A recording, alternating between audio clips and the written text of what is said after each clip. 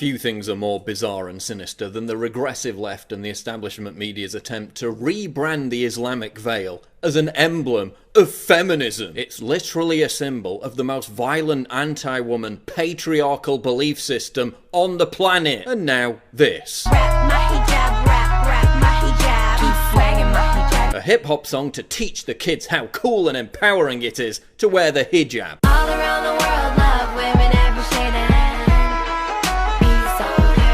So liberated. She's Syrian. You know the only parts of Syria where it's mandatory to wear a veil? Oh yeah, that'll be the ones controlled by ISIS. They literally stone women to death for not wearing a hijab. So liberated. Yeah, I'm sure all those Syrian women living under ISIS occupation who used to be able to wear whatever they want really feel so liberated now. In fact, they're so liberated wearing the veil that the first thing they do when ISIS is kicked out of the area is to burn the f***ing veil. وجدان هنكشر وجدان من أجل داعش حررنا سوريا هذا من أجل داعش. That's real liberation. Make a feminist planet. Woman haters get banished. Yeah, wearing the hijab is so feminist that the very first Muslim Arab feminist group, the Egyptian Feminist Union, nearly 100 years ago, encouraged Muslim women to discard their veils. Removing the veil symbolised the entire objective of their campaign that gave women access to university education for the first time. That's real feminism. That's standing up for real women's rights. They are the Sharia police, and it's not vandals or thieves they're after.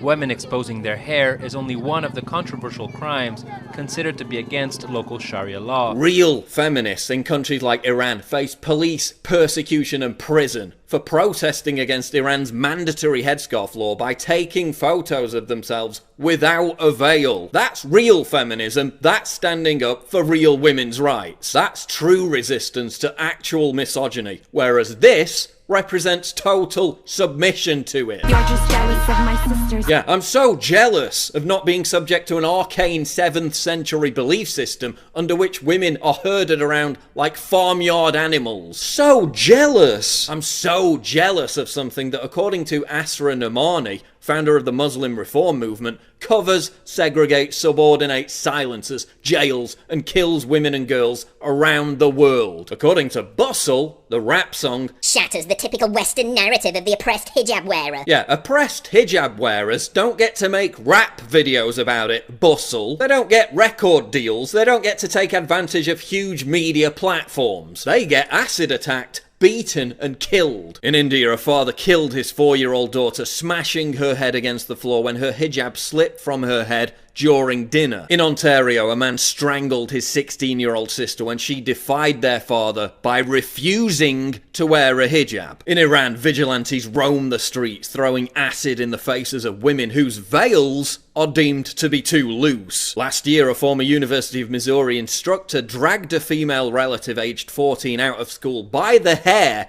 when he discovered she hadn't worn a veil. Muslim women in London are threatened with death if they're caught not wearing a hijab. None of that is hip or cool. No amount of virtue signalling or stupid rap songs will change the reality that the hijab has caused untold misery and suffering for countless young women and girls across the world for centuries. Another dumb rap video with the exact same message was released in the same month. It also got over 1 million views. She be rocking that hijab. Now CNN's promoting Hijabi, helping the veiled Barbie to become an Instagram star. It's so cool, so trendy. But hey, at least it won't be necessary to produce a line of female genital mutilation Barbies, given that they have no genitals to begin with. 3 moms in Pittsburgh are creating Hello Hijab Barbie-compatible Islamic headscarves to encourage inclusivity and fight racism. Maybe the moms can repackage Barbie dolls to include miniature stones, so the children can practice executing female rape victims. You know, to get that authentic feel, because Islam is so progressive. I need that paper if you want education. Yeah, the only person who needs educating is you. Educating on why you're normalizing and popularizing the very embodiment of violence and oppression against women and young girls across the Islamic world.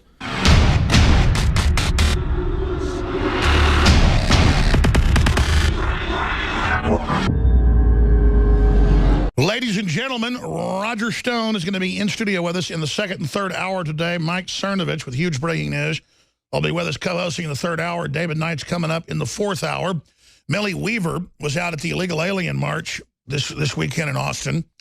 And the Communist Party / Red Brigade / Democratic Party was officially running it. They were all wearing red and was officially getting in our reporters' faces, saying we were racist and we're fake news and all the rest of it. So Millie Weaver's going to be in here at the bottom of the hour with some of that footage that will be premiering here. This all happened, I guess, yesterday, I guess Sunday in the afternoon. This is happening all over the country, and there are stories everywhere attacking myself, you name it, every day, saying Jones is fake news, Muslims never raped anybody, or Muslims never killed anybody, or Muslims never stabbed anybody, or bombed, or shot anybody. So I've told all our great editors and crew, video editors, to go through, really news producers, and just get the lowlights, the dozen or so truck attacks killing people in the last few years in Europe, and then showing ISIS saying get bigger trucks, kill more people, the stabbings, the rapes, the murders, the fences being torn down, the TB levels exploding, Journal of Medicine, CDC, European Union Commission, all of it. We're just going to show the documents and the videos.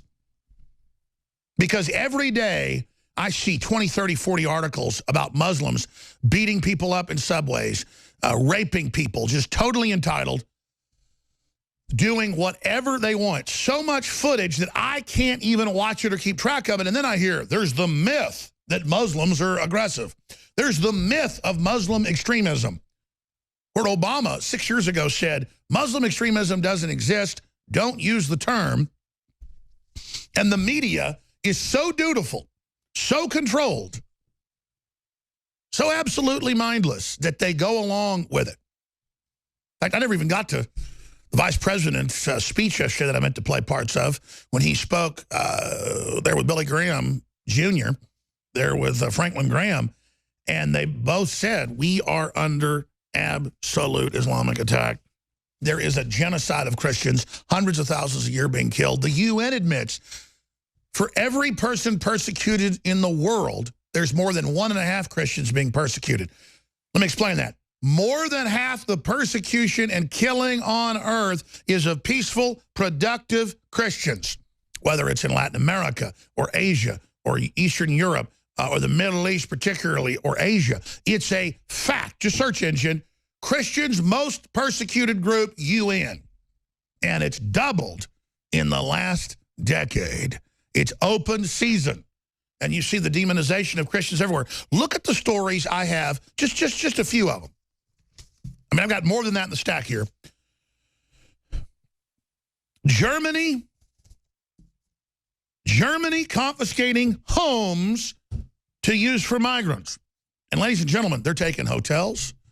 They're taking people's houses. They're taking houses people live in. They're taking houses people are renovating. They're forcing people in Italy out of their hotels and putting the illegals in it. Germany confiscating homes to use for migrants with no consideration in many cases. In Hamburg, the second largest city in Germany, have begun confiscating private dwellings to ease a housing shortage. The government wanted to keep the program secret the last 3 years and is trying to order people under threat of arrest if they talk about it. We're linked to mainstream news in this detailed report from the Gatestone Institute. This is very scholarly. Every paragraph has links to the government's own admissions and videos. That's not fake news. That's real news. And that's why they call us fake news, because they can't stand, they don't control the information. They want to sit there and tell you, oh, the Fort Hood shooting wasn't Muslims. Oh, the gay bar attack in Florida wasn't Muslim. Oh, this wasn't Muslim. That wasn't Muslim. Nothing's ever Muslim. They're perfectly innocent. And I'm not going to sit here and hear this anymore. Sweden, 70-year-old woman prosecuted for complaining about migrants defecating in the streets. That's up on Infowars.com with DT.se. That's mainstream, biggest publication right there in Sweden, DT.se, reporting it.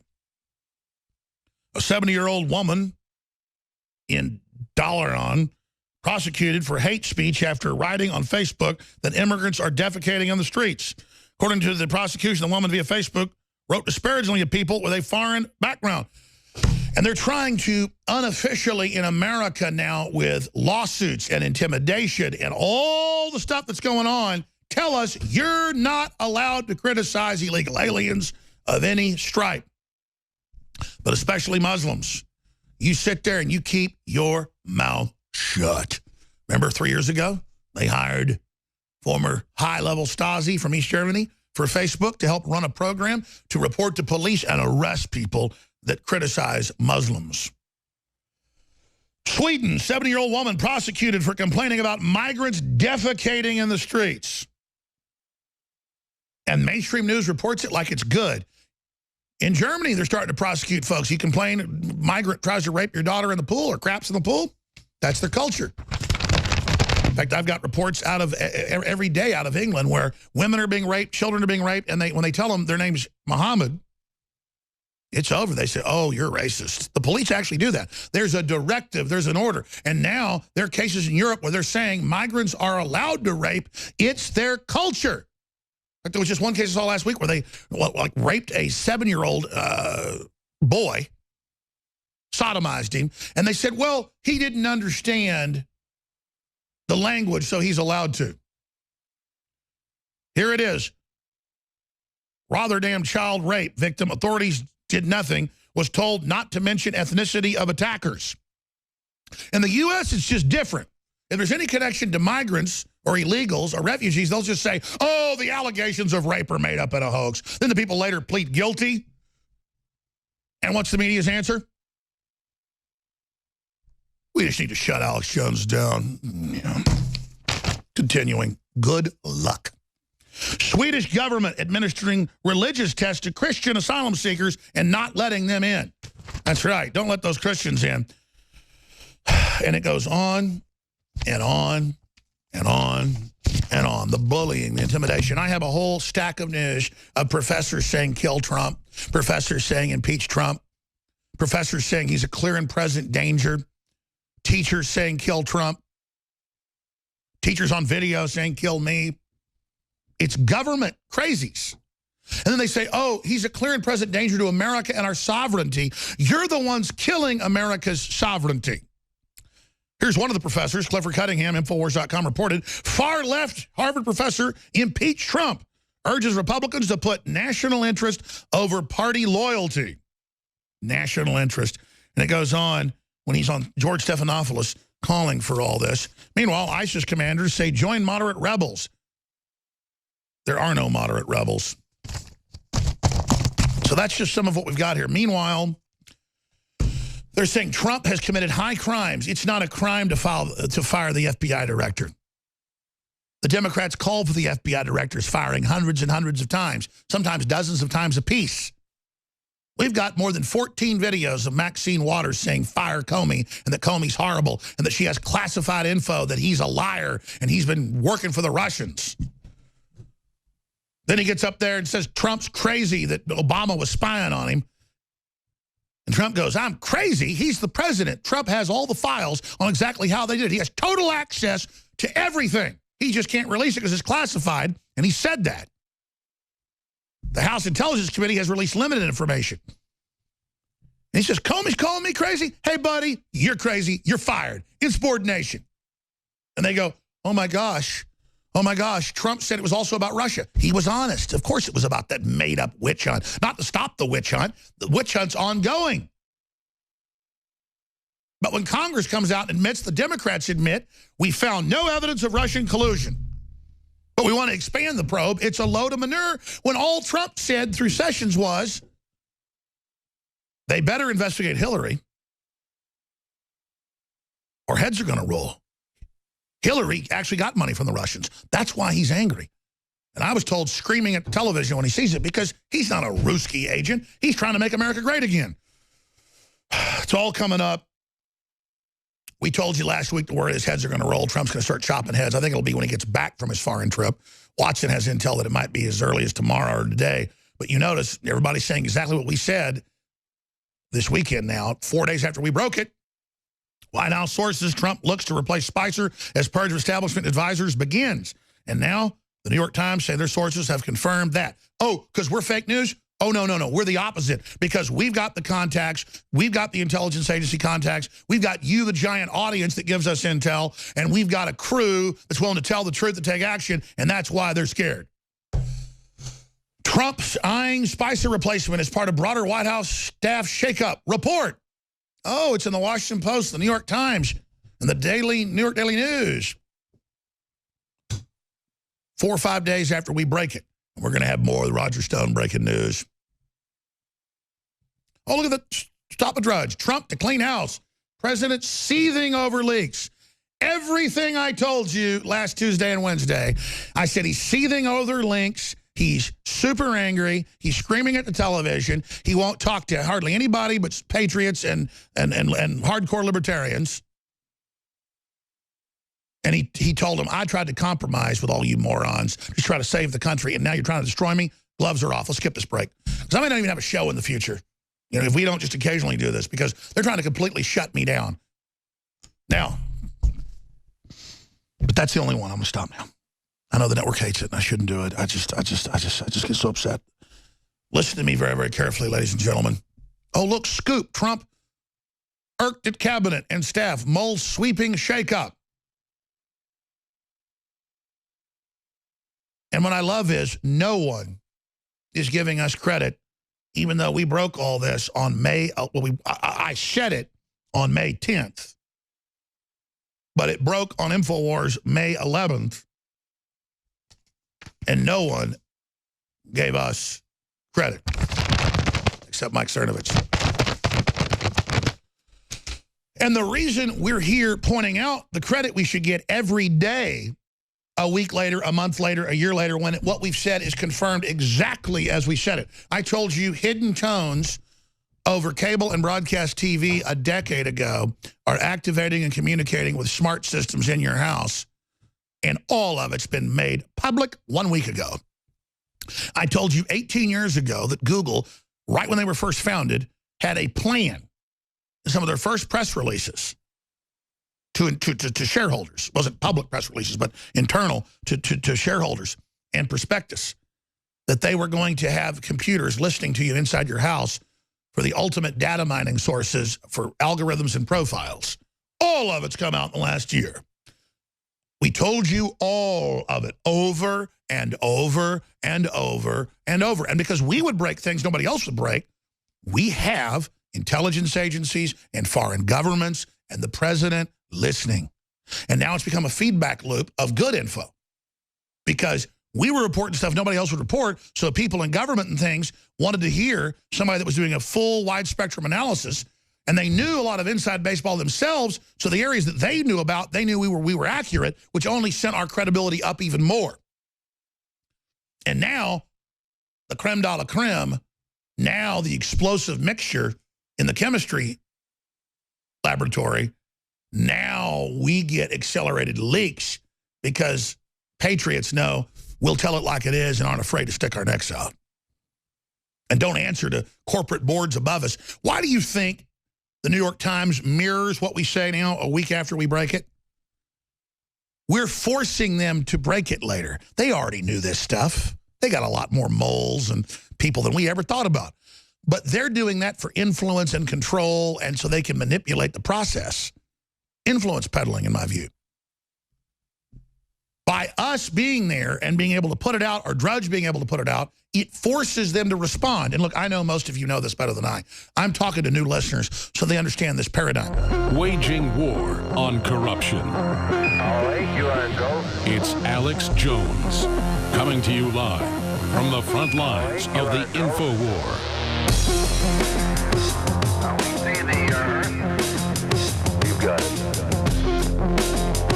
Now we see So let's say the Democrats are going this direction. They're going north, saying get rid of Comey. And then as soon as Trump agrees with them, they do a perfect 180 and go the other direction. 180 degrees. They don't do a U-turn, take them a while to get back to it. They didn't start changing their story and saying, well, before we thought this, but now we think that. They just did a perfect bat turn. A 180. I just start thinking about these people and what, how they're out to get us, how they think they're better than us. And I just think about what trash they are, what scummy families they come from, how dishonest they are, how twisted they are, how they want to hurt good people. And they make me absolutely enraged and sick to my stomach because they're a pack of scum. And they bully a lot of well-meaning people into following their ideology of modern leftist garbage by peer pressure. Most liberals are not bad people. They really believe the lies of people like Keith Olbermann. I'm Keith Olbermann, and this is The Resistance. I appeal to the intelligence agencies and the governments of what is left of the free world, to them as entities, entireties, as bureaucracies making official decisions, and to the individuals who make decisions of conscience, to GCHQ and MI6 in the UK, to the BND in Germany, the DGSE in France, the ASIS in Australia, and even to the GRU in Russia, where they must already be profoundly aware that they have not merely helped put an amoral cynic in power here, but an uncontrollable one. All right, let's stop there. That is the problem. He's not controlled by the globalists. So now you're more honest. You want the foreign powers who did meddle in our election. The EU got involved. The globalists got involved. The UN got involved. The Saudis got involved. The Pope got involved. The Chinese dictator got involved. Cuba got involved. Mexico got involved. Canada got involved. But you couldn't stop the American people. You got your asses handed to you, and now you want the whole world to gang up on us more, you dirtbag traitor! And Stephen Colbert, so in the last month, he's really been attacking me. I mean, we're talking almost every day, so I've sent him private messages to the character he created, he admits is based on me, Tuck Buckford, and to his official CBS show, and then to his official Stephen at Home site. And no responses, obviously, because he's such a God creature, to me saying, have me on. I mean, normally when he's attacking Trump, Trump's been on the show, or he's attacking Bill O'Reilly, Bill O'Reilly's been on a bunch. I'm this major part of the show. He has a character based on me, and I'm not on. So thank you all. In the last 2 weeks, your mainstream media deception has only intensified the power of InfoWars as people across the world see that I'm under attack with attempts to take my children from me, lawsuits, attempts to put me in jail, attempts to destroy me. Google admits they were basically setting up systems to ban us off the internet. All of it's coming out because I'm not a coward and I'm not bought and paid for by multinational corporations. I'm standing up for this country and I'm telling the truth. And serious men and women of every race, color, and creed know the truth. And now...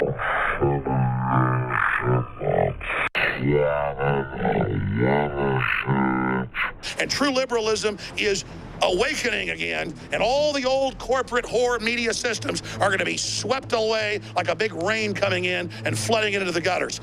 Bill Maher! This is the problem with the gun debate, is that it's a constant center-right debate. There's no left in this debate. Everyone on the left is so afraid to say what should be said, which is the Second Amendment is bull. And those guys are preying on their viewers, and everything's scripted, and they know full well what they're doing.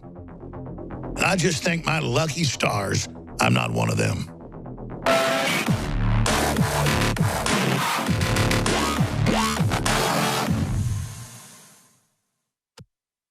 Where we're at right now. It's interesting, Lester. There's a shot of you when you first walk in, and it seems the president hands you a piece of paper, and of course the eagle-eyed viewer wants to know, what was that paper? This is the paper. It was 5 pages of quotes of Democrats who have been critical of Comey, a few calling for his resignation, calling for his firing, being critical. There were about 20 quotes on here, but the president wanted me to have that. And it makes a fair point that a lot of Democrats were not happy with Comey either, many believing that he torpedoed Hillary Clinton. Clinton's chances. Unhappy with him at first and then unhappy with his firing later. Yeah. But part of the reason why the White House thought this might not be so controversial. Yeah, I think I got the sense, a lot of people got the sense they didn't quite see this blowback coming, that this would be something that would be more universally applauded. Okay. Lester, thank you. And by the way, you're going to be back in our next...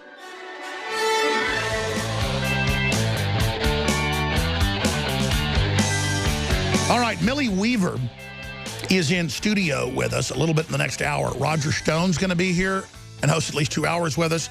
Mike Cernovich, they have big breaking news, obviously, from their White House contacts. I have my Pentagon contacts and others.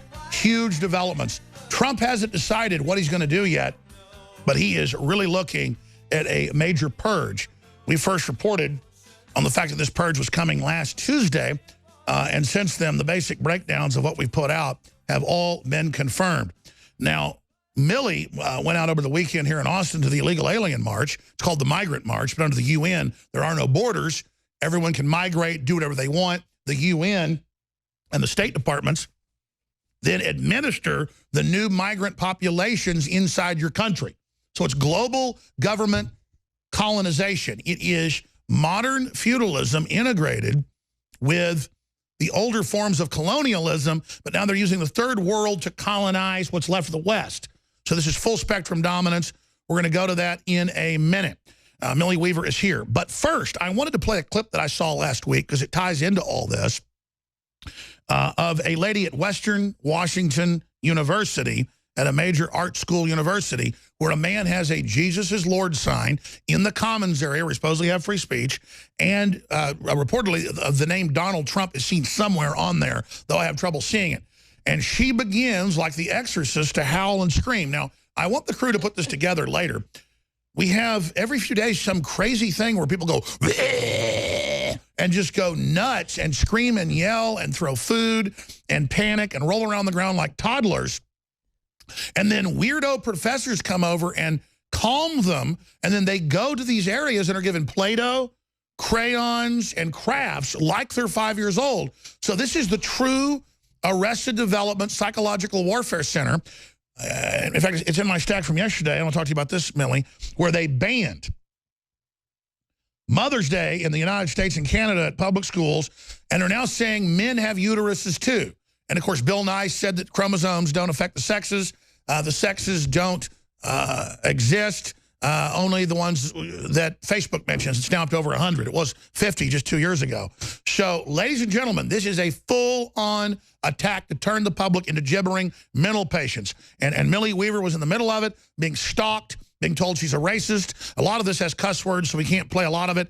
It'll be posted on Infowars.com, unedited a little bit later today. This is some of the raw footage shot yesterday at the illegal alien march being run by communists and the Democratic Party. But before we do that, let's play this clip because it ties into something important. The headline is Autistic Screeching. We're not making fun of people that have autism. It's like a form of programmed autism. SJW loses her mind on university campus. I called it basically Linda Blair-like possession. But this is happening everywhere.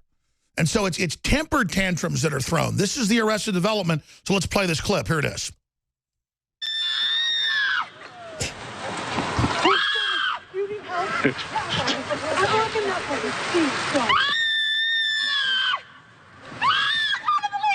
And the professors are telling her, it's okay what she's doing, just go to your particular mental facility. Now, having said all this, why aren't I 50 points ahead, you might ask? Yeah. Folks, this is an art major. She's an art major. You wicked, wicked devil. Then we show them how to actually do it.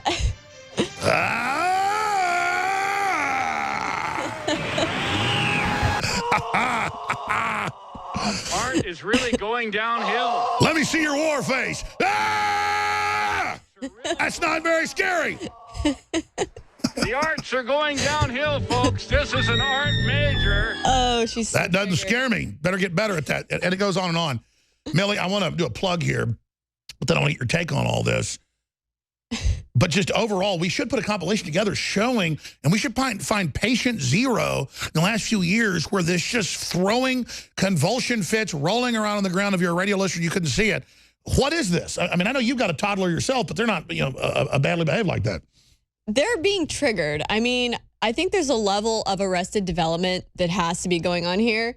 But at the same time, I think that it's brainwashing. I think that there's brainwashing, and they really get so hyped up over these simple things that could be triggering them to where they actually have an emotional mental breakdown. And that's why I feel like a lot of people are going out there, and Trump supporters are going out there purposefully trying to trigger them. They'll be decked out in their Trump attire, be like, you know, just to see the reaction. And they just continue to get triggered and have the meltdowns, and it's entertainment for all. And it just shows the lunacy that's on the left. And by the way, for anybody that thinks we're cherry picking this, we have hours and hours ourselves of people going, F you, die, I'm gonna kill you, or bleh, bleh. And of course, they'll edit me out of context, put it on the national news, and say that I was just doing that. No, I'm imitating them. Yeah. So Colbert will take clips of me screaming, imitating them, and then say, oh, look, he's totally having a mental breakdown. No, I'm imitating what your viewers have turned into. Millie, we should search engine this if you're a new listener. I'm not making it up. At colleges all over the United States and Europe, they give them safe places. That's right. With Crayolas, knitting, arts and crafts, coloring books. Right. And you know what? They're actually transferring the libraries from physical copies into digital versions. And a lot of these universities are actually thinking of changing and transforming their libraries into nap pods, like nap rooms, where college students can go and have a nap time. I mean, what is this? This nap time was something in kindergarten. And now we're seeing universities wanting to turn libraries into nap time rooms so that they can burn and... There it is, napping pods. Let students doze off between classes. And by the way, I'm not joking. They're getting rid of whiteboards because someone might write something offensive, but it gets worse. You can actually pull up where they hand them Crayolas and stuff. In fact, there's videos that Project Veritas and others did where they would have pocket constitutions. People will get so triggered, they run. Then the people have a hidden camera of it. And they're saying, it's okay. You can file a complaint. I know it's very frightening. Here's your Play-Doh. Oh, my God. And they go, oh, thank you, Play-Doh. It's unbelievable. And even just yesterday when we went to this anti-SB4 march, just being out there and having the InfoWars mic massively triggered people. I mean, they all were freaking out. InfoWars, don't talk to them. They were calling us racist. They were saying fake news. They just couldn't handle it. Now, there it is. It's called toddler therapy. Fox News. Toddler therapy. Yeah. And I guess a lot of them didn't get breastfed, and a lot of them didn't get held by mommy. So they literally are babies looking for their mommy. And then the state's their mommy. And then the state teaches them there's no boys and girls. There's only binary pods, and we're not going to have children anymore because humans are bad. We're going to die for the earth. Now get in a corner and suck your thumb.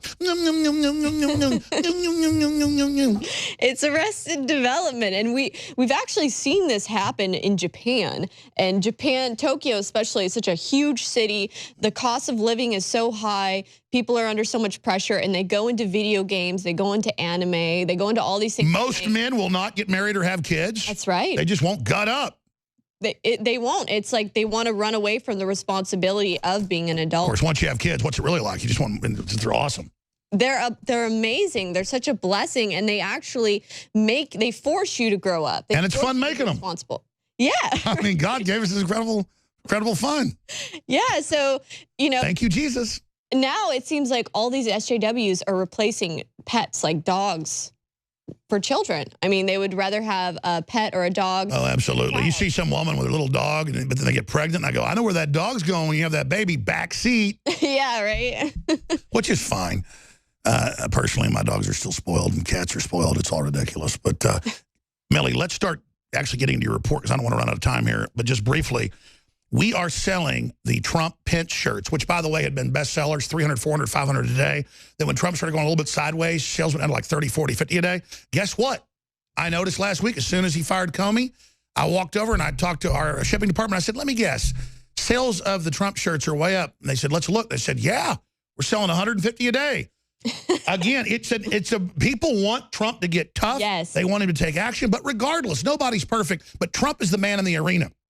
So we have Trump as my president, a new design, navy blue with the American flag. It's like the Hillary for Prison shirt, but it's Trump is my president, America first in 1776, Infowars.com on the right-hand shoulder. On the back, Infowars.com. This is a way to meet like-minded people. It's a way to not let bullies shut down your free speech. And quite frankly, These shirts, ladies and gentlemen, are below cost because the XLs and XXLs and XXXLs cost us up to $7 a piece. The regular ones, extra large and down, cost us like $4 and change. So after our cost, we're actually losing money on this. But I want to flood these shirts. I want to trigger people. or just create something like a, we gotta have a contest where you create like a scarecrow, put it on it and put it at a busy intersection, have a hidden camera. And see who gets triggered, right? Yeah, exactly. You can do so much with these shirts because this is America. Just like open carry, they want to demonize guns and say they're all banned. People start open carrying where it's legal. That pushes back our culture of freedom wins of not being Arrested Development babies. So again, keepingamericagreatagain.com is on the back, Infowars.com. Trump is my president, or Trump Pence, that's there as well. And then one of the shirts says, Trump is my president, 45th president of the United States, America first since 1776. So there's 3 different variants of these limited editions. And when they sell out, there's only a few thousand left of each shirt. When I did this with the previous Trump's my president red shirt, no longer available. The Hillary for President 2016, no longer available. When these sell out, they are gone. And no doubt they're collector's items. No doubt these are in documentaries, they're in films, they're all over TV. You change the world by purchasing these shirts. You change the world by buying them at $9.95 or $14.95. There are hundreds of thousands of these shirts out there. Now, quite frankly, we sell the lion's share when we do an at-cost event, just because I want to defeat the globalists. So $4.95, InfoWarsStore.com. The shipping is at what it costs, like $4 or whatever. It's there. It gets the word out. You meet like-minded people. You trigger the globalist. You can have a lot of fun with these. Whatever you do, InfoWarsStore.com or 888-253-3139. Take action today. 888-253-3139 and have a piece of history. InfoWarsStore.com, InfoWarsLife.com, or 888-253-3139. Okay, Millie, I'm ranting. You kind of narrate what we're about to see and then narrate over this video we're about to play. What happened in Austin? Well, I started out and I was able to actually interview a couple people at this SB4 Migrant Mothers March. It was on Mother's Day.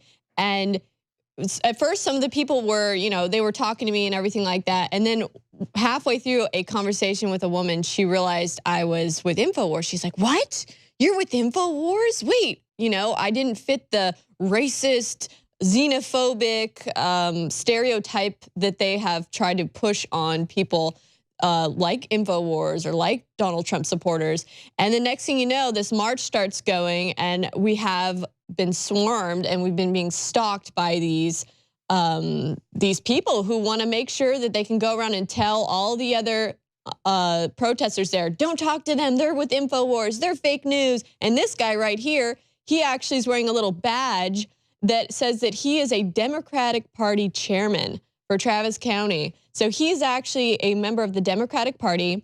And in fact, there are pictures of him on the internet with Hillary Clinton and Tim Kaine. And so he's kind of making sure, like a handler in essence, that we don't get to talk to anybody. We don't get to red pill anyone there. And they're protesting because they want to make it basically unlimited where illegals can just do whatever they want. We're not against anybody. Mexico doesn't just let you in. Germany, unless you're an Islamist, doesn't let you in. Russia doesn't just let you in. Japan doesn't let you in. We're going bankrupt. We're falling apart. And then when the immigrants get here, the left tries to turn them into a bunch of race-conscious, race-bait systems. That's what the Democrats abandoned in the 60s because the Republicans said we're not going to let you be racist anymore. They've just flipped to making minorities, who are the majority in most areas, a bunch of race-based cult members. It's absolutely untenable. Let's start rolling some of this footage of the illegal alien support march yesterday in Austin. What brings you out here today? Well, it's a Mother's Day, first of all, and SB4 needs to end. Oh, it splits up the families. Mexico is our neighbor. Hit pause for a minute. Our friends. Okay, so Mexico's our neighbor, and we've been totally inclusive and wide open. And if you tried to march in Mexico City saying, let Americans come in and run things, you get beat up, okay? Yeah. And I'm not saying do that, but at least the Mexicans have nationalism. I mean, they would beat the living hell out of you. That is a fact. Guatemalans do try to come into Mexico and call the shots, and they get killed. Yeah. They kill them. So, I mean, it's crazy. It's like, where? I'm sorry, go ahead. Where in Mexico do they have sanctuary cities for Americans or people from other countries to come and stay in. They don't have those there. And by the way, Mexico's on the high end of third world countries. Yeah. It's on the high end. There are a lot of nice areas in Mexico. I mean, it's... They don't like the fact that this SB4 bill, what it does is it gives police officers the tools, the ability to actually, when somebody's illegal, when they're arrested, they can actually then go and hand them over to ICE. What do you think Mexican police do when they pull you over? Yeah. It just makes it so that the police can actually follow the law and enforce immigration and hand. That's right. You have the states and the cities in total rebellion, and it's gotten out of hand. I don't want to persecute people that are here and don't have criminal records. I want to make it easier for people to become citizens. The Democrats and Republicans have kept it hard because they want this huge underbelly they control, a permanent underclass. I don't want that.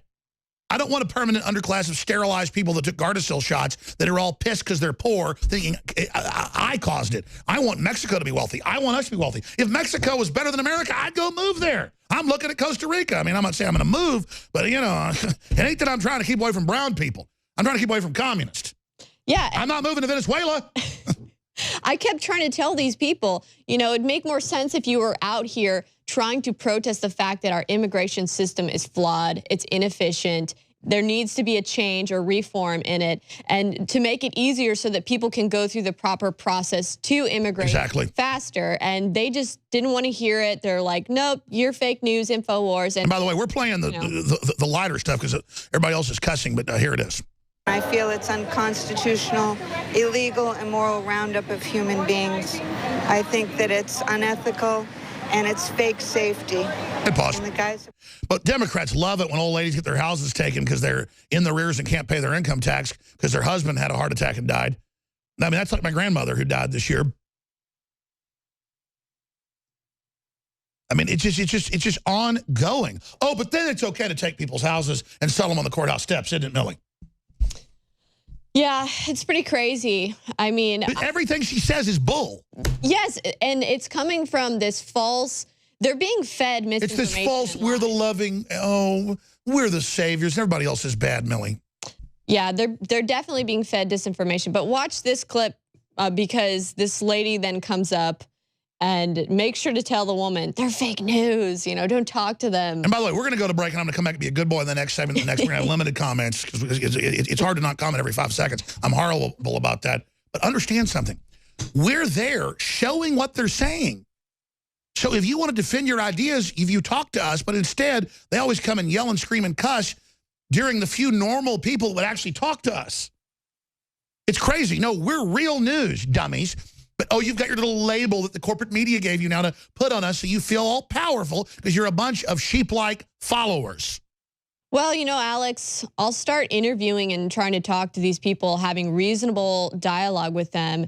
And then partway through the conversation, they'll look down and see the InfoWars moniker, and they'll realize, oh, my gosh, I'm talking to InfoWars. And then all their little misconceptions and preconceived notions fly through their head. The programming flies through their head. And then it's like they become like possessed or something. They're just all like, oh my gosh, you're with InfoWars. Remove my footage. And they freak out like thinking they're talking to like I used to believe leftist propaganda about the cops. I actually looked at the statistics, and the cops aren't perfect. It's just most of it was literally a globalist, made-up, false reality that I was believing so I could be the hero and then strut around and hate all the cops like I was Superman.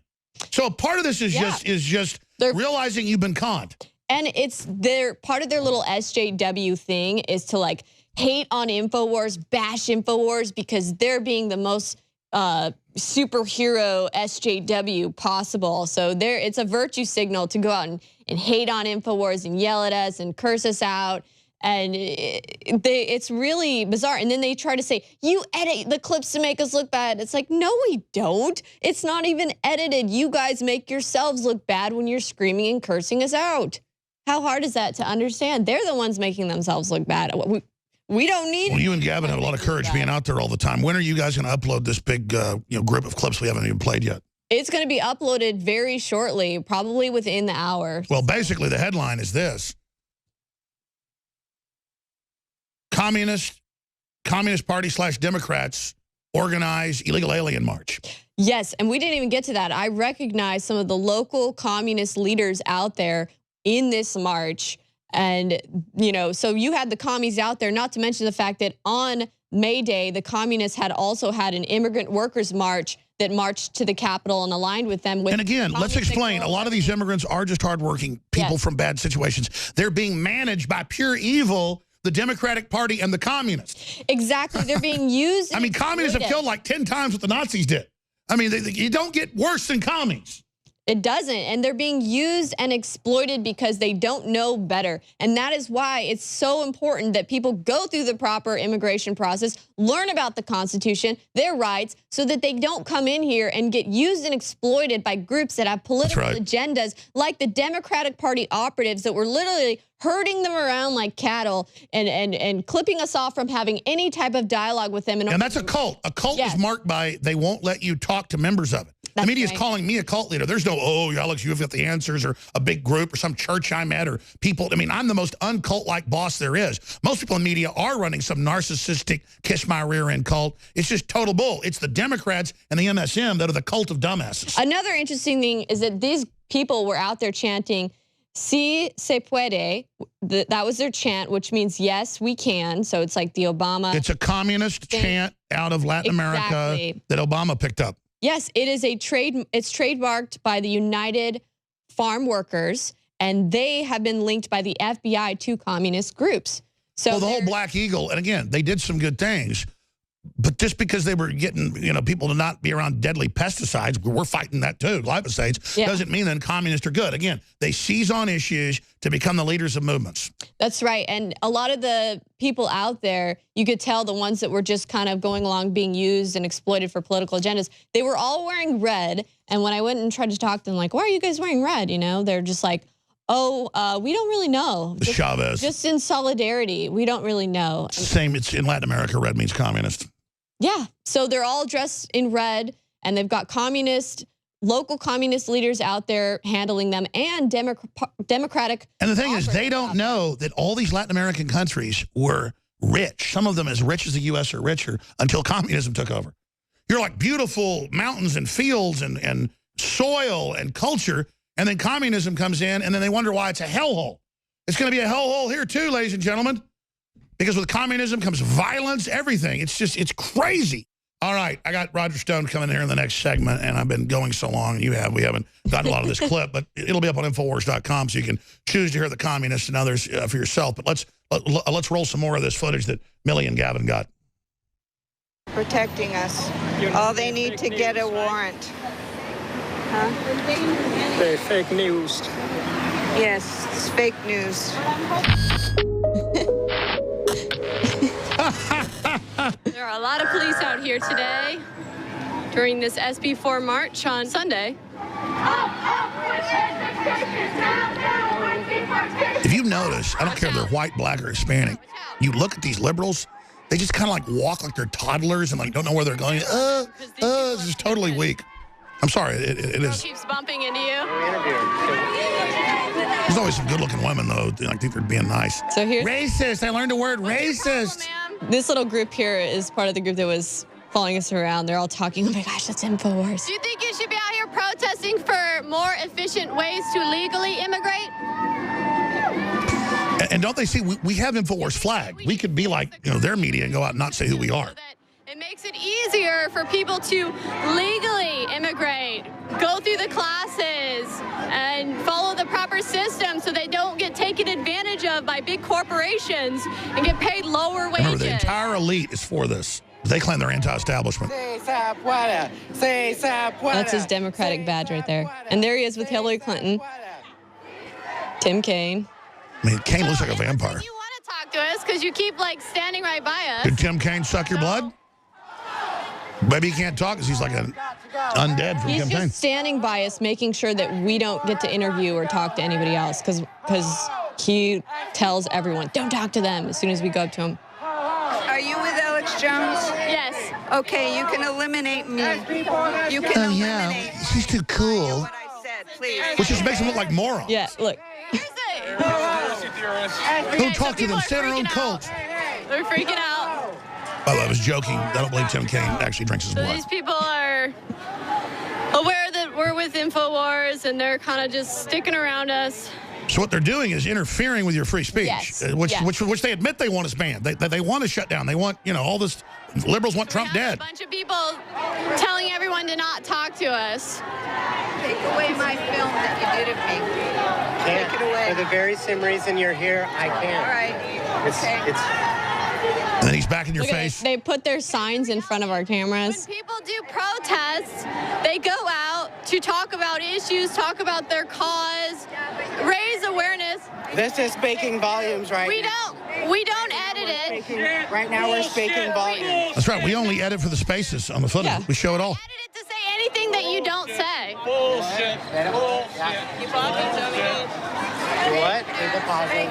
They want to get you angry. And the problem is they just cuss too much. We got to delay that And we out. try to keep running away from them. So see, we try to get away, and look, this guy wants to stick right by us. Well, at least he wasn't bumping into you or attacking you. A lot of them go after you. Well, they... Did you interview the that guy with the long hair? SB4 has got to go. Hey, hey. Ho, ho. SB4 has got to go. Ho, ho. Looks like these events always have a group of handlers. They're like event organizers that See they him following follow us you around. and they make sure that you don't have any dialogue or discussion with any. Watch out! Stop. With the victims. People keep doing Okay, things so where they wanna stop the right cameraman Gavin was walking backwards so he could videotape me, and they kept having people go and stand right behind him so that he would... Look, Abbott is a racist. Fear racial hatred. They show a KKK. There's this new thing. The left needs to start getting sued. I've been thinking about it. But if they do it in court, they think they can get away with it because you're supposedly protected, where they go, this man is KKK. There's no proof. I've gone out and protested the KKK, but they just don't care. All right, Millie, good job. If you want to go shoot some voiceovers for your big piece with Gavin coming out, I know we can't really show a lot of it because there's so much profanity on the radio and TV, but you online, Infowars.com will be able to. But good job as usual. Yes, thank you. All right. Thanks. Hey, you're doing good. We're busy watching the camera. We're doing this. Yeah. We can chew gum and kick ass here. Well, the man they call the supervillain in hundreds of major newspaper, magazine, and TV reviews for the already hit Netflix documentary, Get Me Roger Stone, that has the president interviewed in it. Myself, obviously, Roger Stone's the main focus. Incredibly historical. I watched it and thought he was a hero. They had the whole mainstream media in the 70s and 80s lying about patriots, libertarians, conservatives, Pat Buchanan, Barry Goldwater, Ronald Reagan. This guy had them go buy ads to finally viciously attack back with the truth. So they call him the greatest villain ever. A load of manure. Film review, Get Me Roger Stone, Time Magazine, New York Times, all of them give it 4.5 or 5 stars. Roger, good to have you here. Great to be here. You're going to be co-hosting with us for the next few hours. Looking forward to it. We have Mike Cernovich is going to be here as well with all his breaking news. New York Times, Washington Post, none of them gave us credit. But last week we said that Trump's looking at a big purge, looking at Spicer, looking at a lot of other stuff. And now it's mainstream news today. Roger is almost a reluctant source, because I have my other sources. He's a public source. He doesn't like his sources to dry up, so I just try to bounce stuff off of him. But now he can obviously talk about more of his intel. What is currently happening? Because the word is the president is very angry and is about to make some major shifts in the way he's been governing so far. I know he's tried to be inclusive. He's tried to work with people. He's been very conciliatory, and it didn't look like that was taken as a sign of strength. Is that accurate, Roger? And just tell us where we are right now. Let me say this. Donald Trump is not a man that you push into the corner. He is a fighter, and he will come back to you with everything he has. I think he said that the communications operation can't keep up with him. He is ahead of his own people, and that's a problem. He is not being well served by Sean Spicer and the entire communications shop, which needs to be more proactive. Right now, they're dealing with incoming every day, but they're not out there selling the president's line and the president's point of view and the president's program. They're not servicing local media, going around the networks to local affiliates, which would be amazingly popular and successful. You could go to Miami or Chicago, reach millions. Isn't being done. So I think that the search is on for a new communications head. I think generally speaking, people are pleased with Sarah Huckabee Sanders. She's done a credible job, and she's ideal for the number 2 position. I think she's proven that under fire, Alex. But the wholesale communication shop, I think, is going to get a makeover. Meanwhile, the fight over Anthony Scaramucci continues. Scaramucci, a Trump loyalist who the transition announced would be an assistant to the president, still remains in abeyance. His appointment frozen by Reince Priebus. His access to the Oval Office frozen by Reince Priebus on the pretext that the sale of Scaramucci's very successful company to a Chinese entity is somehow blocking his appointment. At the same time, I checked, Alex, the president's chief economic advisor, Gary Cohn, liberal Democrat from Goldman Sachs, still has Bank of China stock in his portfolio, stock that he said he sold weeks ago. So Scaramucci, a true believer, a real conservative, widely liked in the Trump movement, being blocked by Republican National Committee hacks like Reince Priebus.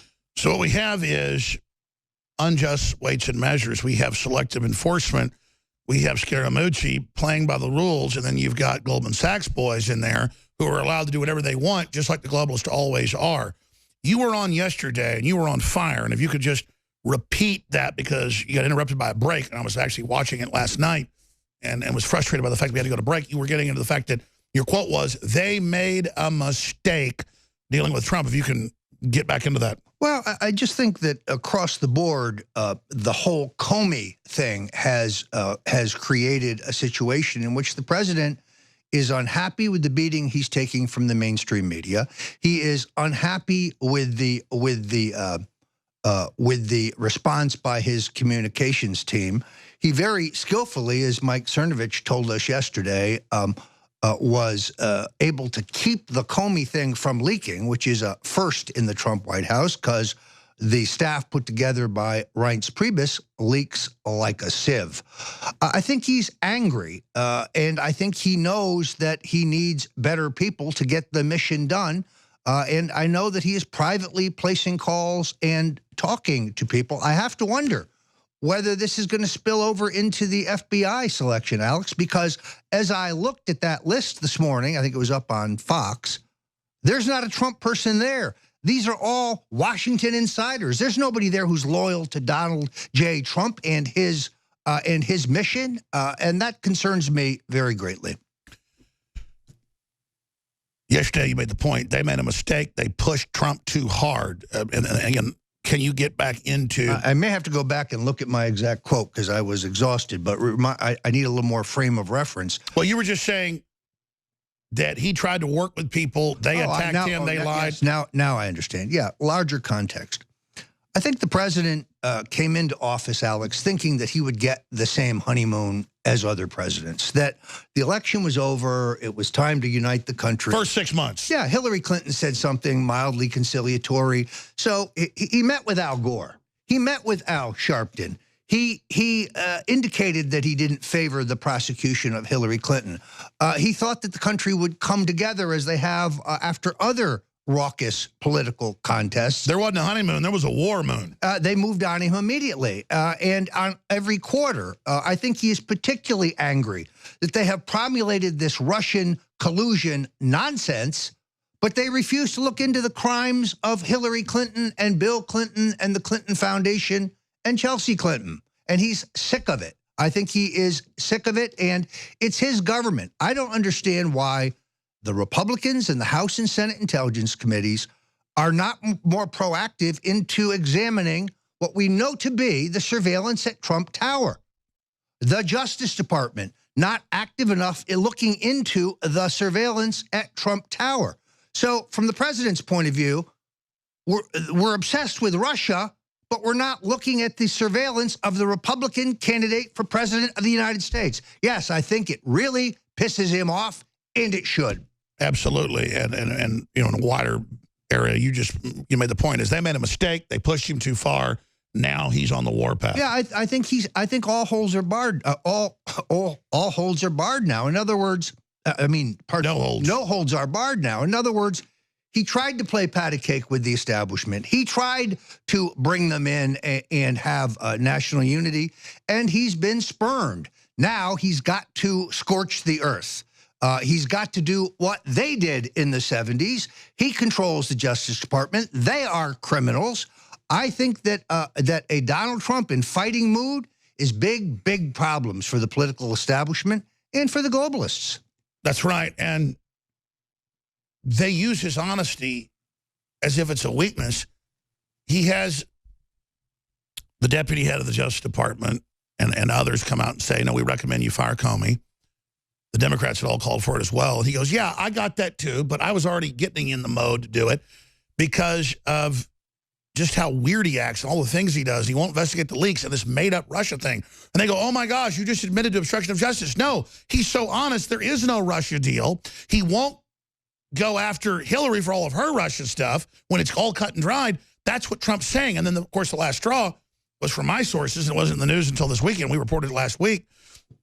Was Trump was really upset over the fact that Comey sat there and said that he was crazy, that Obama was surveilling him when it's admitted, and he talked to the House intelligence head, and Trump's the president. He already knows all that information, just can't release it because it's classified, and knows that they were surveilled. There's just nothing there. So they keep using that wall of, oh, it's classified, but, oh, we also didn't surveil them when they admitted they surveilled them. This is a scandal. The president has them caught with their pants down, and the media wants to pretend like this never happened, this never went on, this never unfolded. And so you've got the FBI director saying the president's crazy, and he's nauseated, mildly, it's like half pregnant. I'm mildly pregnant. I'm mildly nauseous, though that I might have helped Trump. This isn't just being neutral. This is being a cheerleader against the president, some little drama queen that wants to be popular with the corporate whore, dying dinosaur media. Well, and in all honesty, there's a lot of troubling things here, but one of them is this notion of inconsistency. There's no inconsistency between what the president said. He was troubled about Comey. I think he made his decision. Trouble means there's a lot of problems. Right. And now he gets a legal memo that gives him, as most people use their lawyers, the legal justification for getting rid of him. There's no inconsistency there. This is a shark fest by the mainstream media. A day after his surrogates say it all, he goes and says what he really wants, which is it's because he's truthful. And you know him well. People that know him well, he doesn't like teleprompters. He feels like it's lying. He doesn't have notes. He just goes. He's so truthful. And he has not yet even got into the HSBC issue with this guy. Comey gives these guys a pass, essentially, on multi-billion-dollar fraud, and then he joins the board and he gets paid for it by them. I mean, this is. Well, that's why Trump knows, what is it, 80-some% of the FBI absolutely hate Comey. The claim that they're crying is a lie. We're going to go to break and come back and break all this down on the other side. But the FBI is ready to expose Comey. The word is Comey was compromised big time. All that, oh, lordy, lordy, I'm just your little preacher boy here, 19 feet tall. I love little birdies that are in the trees. No, remember, Obama wanted Comey. What's that tell you about Comey? So Comey wants to play around. The FBI is going to burn him. We'll be right back. All right, coming up, we're going to play some clips of different law professors on national television saying Trump is Nixonian. Trump thinks he's above the law. Trump's committed all these crimes and misdemeanors. They all wanted Comey fired. And I know you, the audience, gets this, but we've got to understand the mindset of the left and the Soros folks. They had their world government. They had everything. They were flooding our borders with Islamicists. They believe we would put up with anything. They're telling us get rid of the genders, ban Mother's Day. This is a cult of control. They want to see what they can get you to do. They want to make you as weak as possible. These are social engineers. So this is a short segment, Roger. Long segment coming up. Big picture from your sources. How is the president doing? I know he's angry. I know he's upset. That's good because we are in a total war. They're never going to compromise. They want to kill the idea of nationalism. But big picture, I think people need to understand just how serious this death battle is. Some people bitch and complain that Trump can't deliver everything right away. What do you expect? We're in a total war. We know he's good by his enemies. I don't know how anybody could have expected that the president was going to undo 30 years of bad decisions in global government in a week or in, or in 100 days. The 100 days thing's a phony measurement anyway. He has an entrenched bureaucracy. It is him alone fighting the world in Washington. He's surrounded by a hostile press corps. He is surrounded by a hostile Congress, because if you take the liberal Democrats and the yellow-bellied establishment Republicans, they unfortunately are still a majority. And by infiltrators. And then he has made the mistake, I think, of opening the door to infiltrators.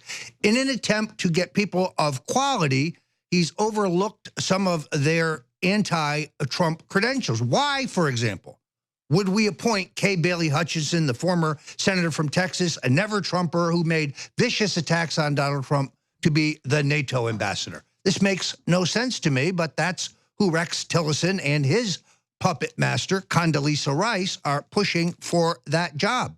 Unbelievable, Alex, just unbelievable. And they lie to him about the health care bill. He famously delegates. They lie about him. Notice now he met with Rand Paul, said we'll have a better version. Rand Paul helped. Now a much better version is passed the House. It's showing, like you always say, you obsess on this point, and now knowing you all over these years, it's true. When Trump gets all the info, he invariably makes the right decision. The problem is they know to keep him away from all the info, cloistered up in his little tower like Rapunzel. Well, and only giving him partial information. For example, this issue of terrorism, and Abbas, who came to see him last week. The president put the wood to him on his continuing subsidization of terrorism. He cannot have a good relationship with this country.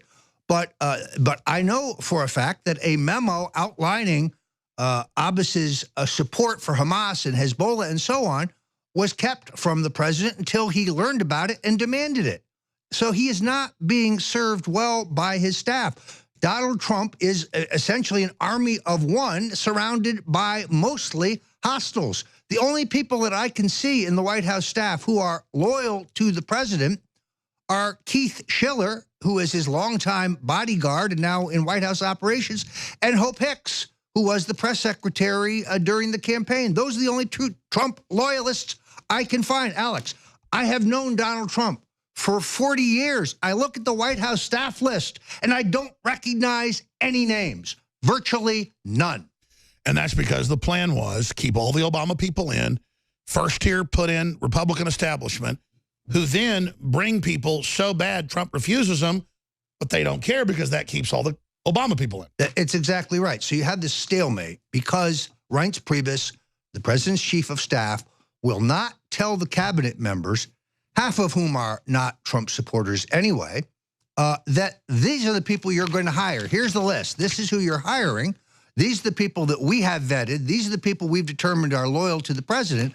So the cabinet officers think their job is to go fill these jobs. They go find people, most of them establishment types, not for Trump. They send them to the White House personnel office.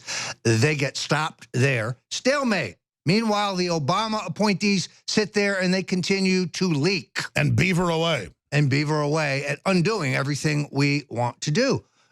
We can't get control of the government this way. And at the meantime, we have probably the greatest danger, which is the slow strangulation of the Trump message by Google, and Facebook, and Twitter to try to take... Let's talk about that when we come back, but I want to be honest. I'm really concerned because this is all great for radio, but not great for my kids. Trump, clearly you can see it. You can also get it from the intel. He's getting more and more pissed. He means well. He can't believe there's so many traitors. He can't believe no one will do what he says. He can't believe that people are so out to get America. And then even his base is just wanting instant gratification. So I could see some scenarios where the enemy wins.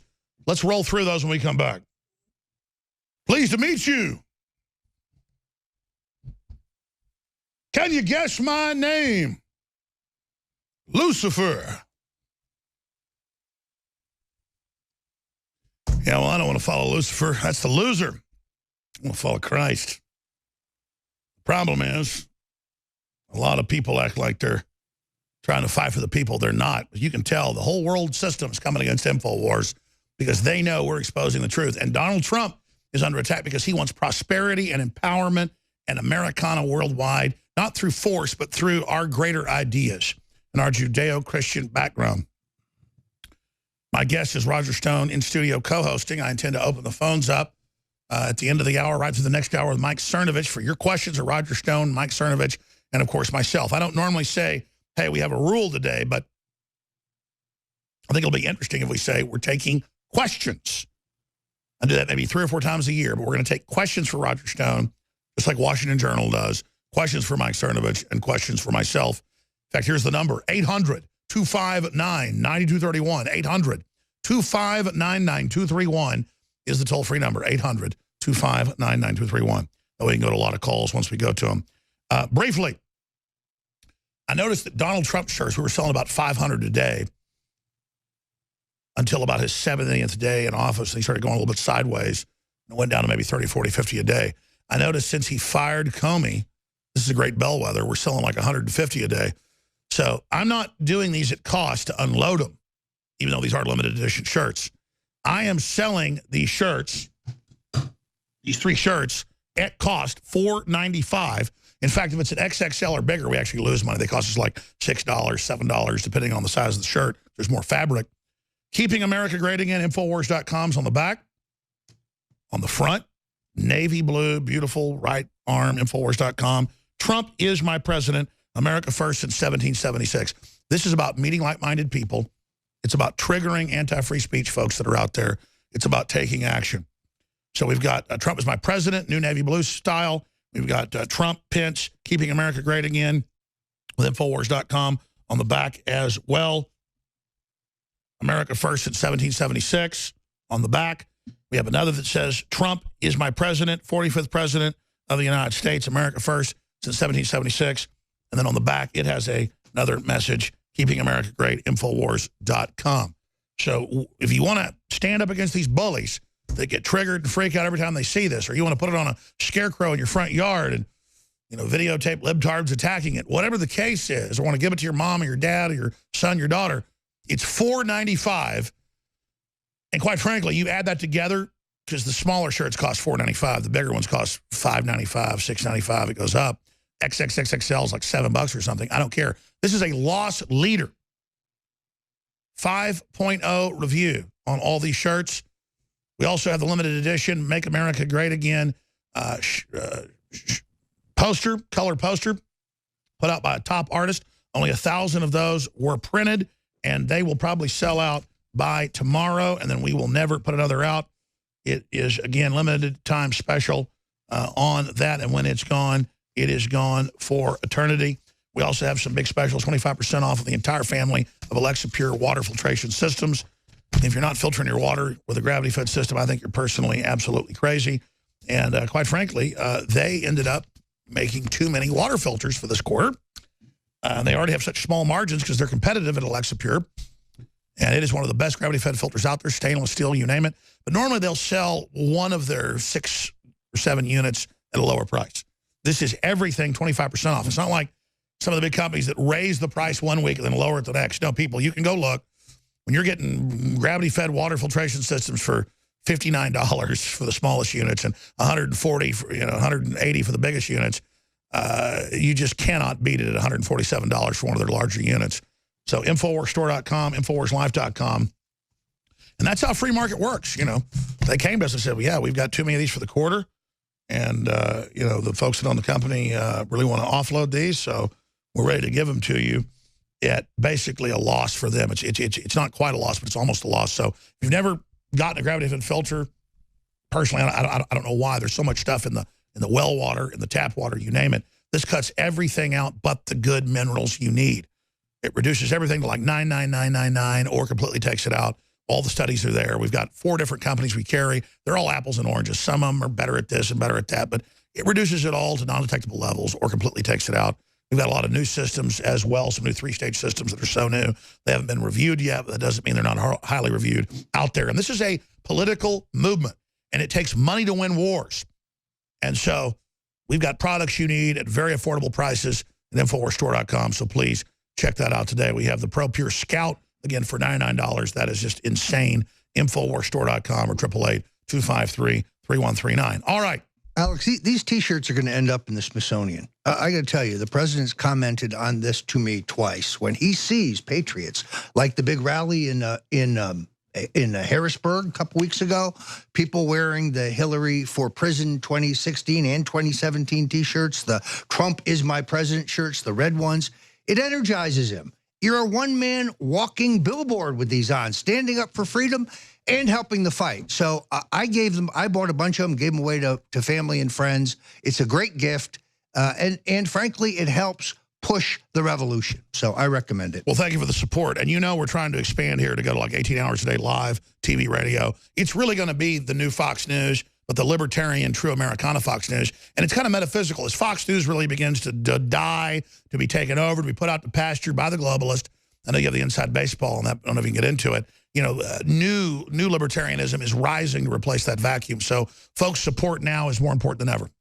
Well, you're exactly right. Fox is imploding, and it is only a matter of time for your favorites, whether it's Sean Hannity or Judge Jeanine Pirro or Judge Andrew Napolitano, the real patriots on Fox. It's only a matter of time before they are squeezed out, and Fox goes the way of the Sky Channel. This is what the Murdoch sons have in mind, and now, for the first time, they're prepared to sacrifice profitability for political expedience. We're talking $1 billion a year, and can you have the inside baseball. Look, Roger Ailes, who is a great man and who is innocent of these bogus charges of sexual harassment against him, which I think are completely propped up to get him out of there before the election because they knew that he opposed. It was an admitted coup. I mean, that's been the liberal news. And I don't like Bill O'Reilly, but he settled all that stuff. This was all just go after his sponsors, an organized deal. If they can take him out, they can take us all out. Well, and what bothers me in this particular case is that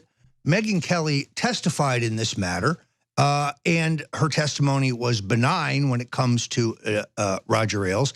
And then after the Murdochs gave her an $11 million book deal, well, then her testimony changed. This is bogus. The point is, Ailes built a $1 billion money machine that was a conservative powerhouse, and now the Murdochs are deconstructing it. Fox News is about $1.5 billion a year. Unbelievable. Unbelievable. It's a tragedy, really, because what Ailes built was very great, but those listeners, those viewers, they're moving to InfoWars. Well, I mean, look, here's the bottom line. They have to kill anything, even if it's libertarianoid or Christianoid, even if it's kind of a facsimile and a system Murdoch had to try to control the conservative movement. The Republican establishment doesn't control it. The Tea Party, the Libertarian insurrection, the Ron Paul insurrection, the Roger Stone insurrection, the Matt Drudge insurrection, the Alex Jones insurrection. It's taken over the Republican Party to a great extent. The Freedom Caucus is taking over. And so now there's no point when News Corp is making $50 billion a year on its other properties. So what if the conservative thing's making them $1 billion plus? They have to kill it to try to bring something out of vogue. Well, good luck. You're only chopping your nose off to spite your face. I don't sit there and celebrate the fall of Fox News as if I'm going to get bigger by its fall. I was there the entire time as a true purist, wanting to hit the barbed wire, wanting to be demonized, wanting to be attacked, to make it safer for other people to pick up my truth-based talking points to restore the republic. And so I've done my job. I've had bigger success than I ever thought I would have, but I'd studied history and what other bomb throwers like Patrick Henry and Sam Adams had gone through. And so they're not trying to openly kill me every day like they were those guys. They're just killing my name and trying to destroy my family. And that's bad enough. But in the final equation, we're having devastating victories. And if the audience just realizes you're part of this, and I don't just say that as a pat on the head, you are the heart of it, yeah, we're destroying the globalists. We're wrecking them. They're in total collapse. They're starting to strike back, though. So we don't want to have a Pyrrhic victory where we defeat them, but where our greatest leaders are then destroyed in the process. If you breathe life into us like God took dust up from the earth and blasted it out of his nostrils, we are invincible when you pray for us, when you spread our articles and videos, and when you financially buy products and we make it easy because we bring you the very best. So it's a win-win. This is true Texas hospitality taken globally right now. You know, talking to Fox, one of the most interesting things here, Alex, is the way Tucker Carlson has emerged as a star. Tucker Carlson, a libertarian. Tucker Carlson. We had dinner with him. We had dinner with him in Cleveland. He is a big fan of InfoWars. So what happens to that show, which is knocking him dead on ratings, remains to be seen, because he's a clear thinker. He has been very pro-Trump. I don't think there's anybody as slick on their feet as he is live. No, and he dissembles the left when he has them as guests. It's really extraordinary. He butchers them like the movie Spartacus, when he just cuts up the 4 guys in like 5 seconds. Yes, it's very much like that. And by the way, he's great in the Netflix documentary, Get Me Roger Stone. He's very, very good. We're going to talk about that some in the next hour, and we're also going to take calls. Let me raise this for you, Roger, since you bring up Megyn Kelly. Megyn Kelly calls last week, and then I'm like, yeah, I'll talk to her next week. No, not that I was a big fish or anything. I'm just like, I'm sure she's welcome the weekend. And Nico calls me on Saturday morning. He goes, no, she wants to talk today, anytime you want. So I call her. She doesn't answer. She calls back 10 minutes later. I'm driving in the car. And I said, let me get to the office so we can have a nice discussion. We had like a 40-minute discussion total. And again, it's Megyn Kelly. I watched her on TV, you know, girl next door, lawyer next door, real smart. And on the phone, she's really impressive. But she said twice, this is off record, right? So I'm not going to get into the on record. But just let me tell you, I'm not stupid, okay? So when a good-looking girl sitting there telling you, you know, that's like, I mean, I'm kind of scared of her now. Because let me tell you, she's a really smart lady, a good-looking lady. And she's sitting there going, you're number one on my list. Alex, I'm kind of obsessed with you. Oh, I'm sorry, this is off record. You know, Alex, I got to have this interview, Alex. And, you know, we're going to do this interview, Alex. And it's going to happen. And it's going to be good. And you're going to like it. And, you know, I pledge to you it's going to be real. And I'm going to let you talk. It's hitting a hit piece, Alex. And I'm going to stop right there because the rest is off record. But I was just like, even though I knew I was being sold by the greatest used car salesman on earth, I thought P.T. Barnum had been reincarnated right in front of me. Well, look, I wanted just the experience of her coming to Austin. And the rest of the stuff she said to me, I mean, the Twilight Zone I've entered, man, is the next level. What the hell is she like behind the scenes? This was crazy. Look, she was very, very nice to me. Even when she was at war with Donald Trump, she did afford me an opportunity to go on her program numerous times to defend Donald Trump. So there was some balance. And then suddenly, I was frozen, and she then is out repeating the talking points about the DNA test of Danny Williams, Bill's abandoned illegitimate son, proving that that was untrue in 1988. Which, by the way, the bots show probably won the election. That's a lie. So, and she's been incommunicado since then. So you may be on her list today, Alex, but who knows if you'll be on her list tomorrow. Yeah, well, it's not that big a deal because we get invited to all these big shows. My big thing is, it's just so Twilight Zone. She's very charming. Oh, yes, she's very charming. She's very intelligent. She's very beautiful. Yeah, I mean, on the phone with her. She's very good on TV. I couldn't say no to her. That's the whole point, even though I knew that it's like I'm not an idiot, you know. And well, it does smell like a setup to me. Let me just say that. And I'm not the paranoid type. But ABC doing a favorable piece on Alex Jones. Why do I think it's NBC. Pardon me, NBC. That's what I meant. Why do I doubt that? I don't know. Why do I doubt that? Nightline did a halfway favorable piece. I mean, it was negative, but it wasn't like really nasty-spirited. And then the host of Nightline, whatever his name is, he's the ABC Nightly News guy. He's a pretty good guy. He should be on the 700 Club before that. What's his name? He actually, we went to dinner and stuff, and it wasn't even off record. He was like pretty, he goes, don't worry, you know, they want me to tear the living hell out of you, but I know a lot of this stuff's true, and I'm a patriot, I'm a Christian, Alex, and I got a family, and we went to like some steakhouse. And, gotta be careful, you get the guy fired. Yeah, I don't want to get him fired, actually. He didn't say it was off the record. By the way, I didn't tell anybody the real off the record stuff with Megyn Kelly. Because I said, well, I mean, I got to tell folks you've called me up and you don't want me to do this. Oh, obviously they've told her mount his head on the wall. Yes. But she also knows, you attack Alex Jones, it'll be everywhere. I mean, you know, if she gets the Alex Jones interview, and that's not a power trip, but how have we gotten to where they've been ignoring me forever, and now they want it, it's like, it's the coveted interview because I won't do the interviews anymore. Because I can't be in a room alone with these journalists. They will make stuff up. Yeah, ironically, her attacks on Donald Trump, while they may have made her and gave her great financial opportunity to jump to one of the national... It hurt her. It destroyed her. It destroyed Fox. No, it destroyed Fox. That's right. Fox was shocked when they found out that their listeners were outraged at her treatment. Their key demographics went down by 40+%. And I can tell you this right now, their overall listenership, their overall viewership is down 30%. 30%, that's almost a third. And certain people that created Fox can't believe they're controlled demoing it. They're destroying what was one of the Can't we just, why doesn't, yeah. We can't tell people. No. But look, they're destroying their brand. And it's a tragedy. They're committing Harry Carey seppuku.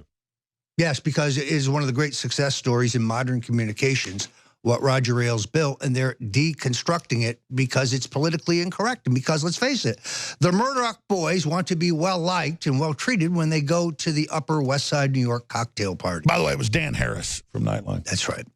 And Dan Harris was like... Good guy. He was a good guy. He is a good guy. Oh, you know him? I know of him, and he has an excellent reputation for fairness. He was. Yeah. There's a few people in the national media. So let me ask you, well, yeah, I don't want to get him in trouble like you said behind the scenes, but a lot of these guys know what's going on. They're not stupid. Yeah. What about Lester Holt? I wouldn't do an interview with Lester Holt. Yeah, why would you give an interview to Lester Holt? There have to be interviewers with a greater reputation for fairness. What about Charlie Rose? I would do Charlie Rose. I've done Charlie Rose. I did him recently, and I did him at the convention. I did The View, and frankly, I have to say, I don't like Joyce Behar's politics, but I like her. She's wonderful. We just don't agree on anything, but I like her. Yeah, Joy Behar, I did her CNN show. Yeah. Not just The View, and she was... I've done her CNN show. I like her a lot. We just disagree. She comes off as like one of those really saucy ladies. She tried to tell me that Al Franken was both brilliant and funny. Sorry, you lost me on that one. All right, we're going to serious issues and phone calls on the other side. Stay with us. By the way, X2 on Survival Shield, the good halogen, learned about the iodine conspiracy, folks. And we have the only deep earth crystal source iodine that's not bound and tied to something. That's why it turns blue on paper with water, not red like bound iodine. Find out why it's so important at InfoWarsStore.com and help fund our operation. X2 is amazing. It is about to sell out. They're doing the big final run of it. And if we don't get another oil company that's drilling for it to find it and sell it to us, we may have to go back to the seaweed-based system that's still great, but not this baby. This has really financed the info war, and this is kind of bittersweet here. 4,000 plus 5-star reviews at Power Reviews, InfoWarsStore.com, or 888-253-3139. But whatever you do, spread Infowars.com and the articles and videos and our local affiliates, because we're in a war and we're hurting them bad, but we're under enemy fire as well. Stuart, Donna, Mike, Matt, Lee, everybody. I'm going to your phone calls right now with Roger Stone as he co-hosts with us today. We've kind of had some fun here, and I'm not bragging when I talk about Megyn Kelly really putting it on heavy to get me to, she thinks I'm a Texas hillbilly, and you know, that a hot woman telling me how much, you know, she wants to interview me and how she's obsessed with me, I'll get me to talk to her. And even though I know it was BS, it still works. So I'm going to do an interview. See, that's a little bit of the difference here. All right, I'm being sarcastic. None of that happened. Megyn Kelly didn't call me. It's all fake news, ladies and gentlemen. But seriously, we're going to go to Lee and Matt and Stuart and everybody else. But I asked you, Roger, should I wimp out and not do the Megyn Kelly interview? Because she's going to come to me. I actually think you should do it because you can handle her and because you understand the game. And you're very good on it. Should I put her over my knee? I don't think she'll let you do that. But I do think you should do the show, because anything that allows you to break through to the mainstream. But if I put her over my knee, would you? No, I'm not going there. I'm not going there. No. Put her over my knee. I already got enough. Put her over my knee politically, I meant. I once, unfortunately, one of my... we put Betty Page on screen, please? Putting a girl over her knee? Sorry. They're saying stick to the news. I'm sorry. I'm having some fun here. All right, let's go to the... That's my boss in there. No, I've told him. I don't have a producer. I'm the producer, which is kind of out of control. Because sometimes I get off the chain, Roger. Really? I've never seen that. You know I'm trolling. Can you imagine the headline? It's Alex Jones asked Roger Stone if he'd put Megyn Kelly. Oh, look, David Brock is typing that up right now. Little weirdo. You little weirdo. I can't help it. I can say anything I want. It's all over the news the next day. Well, it is fun. It would be colorful, I'll say that. All right, we're going to calls in a minute, but since I said that, we're going to go to Matt when we come back in the next hour. But being serious, you understand, it's what you said. You're not really a villain, but they call you that, so you play into it. Why not? They just don't get it. They don't know we're kicking their ass. I don't really see any way we can lose if Trump stays the course and they don't kill him. What do you think? Well, I thought long and hard about why Netflix would make a documentary on me that would be fair. I mean, and then I figured it out. You see, they think President Trump will fail, and they make a case, not accurate, but that I elected Trump, therefore I'm the man to blame. They want me to be as hated as Karl Rove. What they don't understand is Donald Trump is going to succeed. He's going to be a transformational president. He could go down with Washington and Lincoln with the greats. That's right. They don't get it. They're betting against the spirit of America, which no one's defeated. It's exactly right. So you have another Ronald Reagan, perhaps even potentially greater in Donald Trump. Oh, I think already. Because he's independent, because he's gutsy, because he's bold. You can't bully him. You can't buy him. He doesn't owe anybody. And his gut instincts are almost always right. And that's not hype. That's really happening. That's why they're so terrified. That's exactly right. You know a man by his enemies. I promise. Matt, Gary, Stuart, Donna, Mike, and others. Straight ahead, 800-259-9231. Roger Stone in studio as InfoWars goes through the storm. And we will go all the way through. To quote the black hole, in, through, and beyond.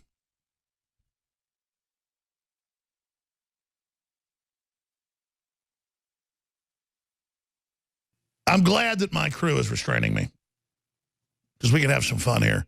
Roger Stone. Roger, they made a documentary about you because you're funny, you're interesting. I mean, I don't even care that you've got all these contacts and stuff. That's like a side issue. I like you.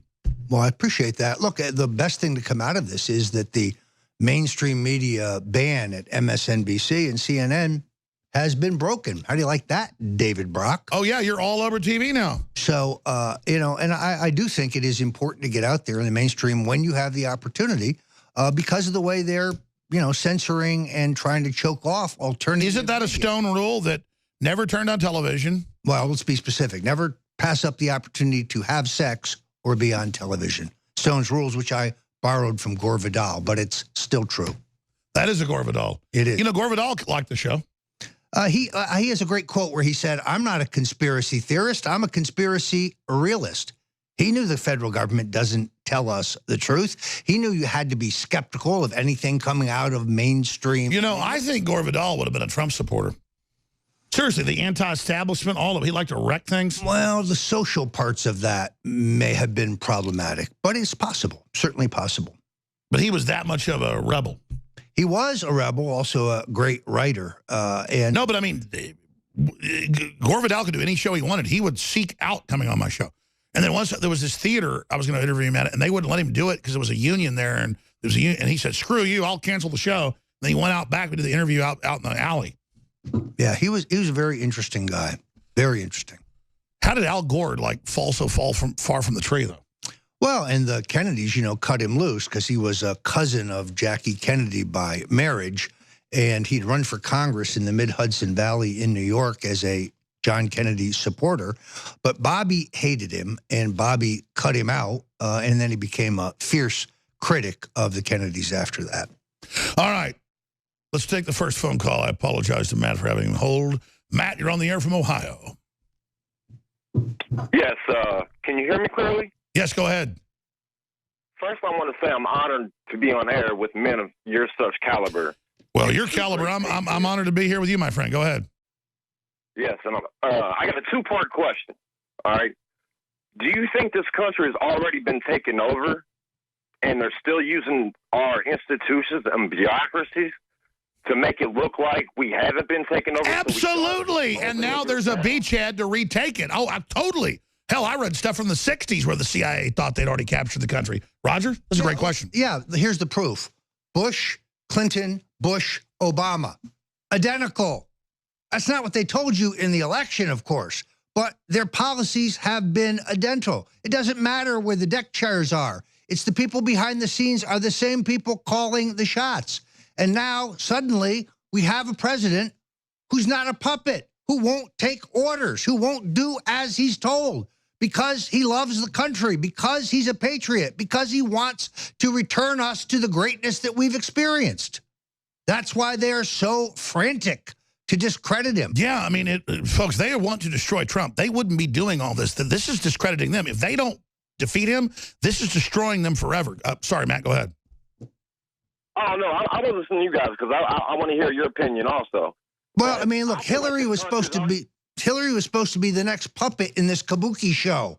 It was all cut and dried. It was done. And by the way, just in case there was a problem, the puppet masters had this all figured out. They had Jeb Bush as the Republican nominee. You'd have Hillary as the Democratic nominee.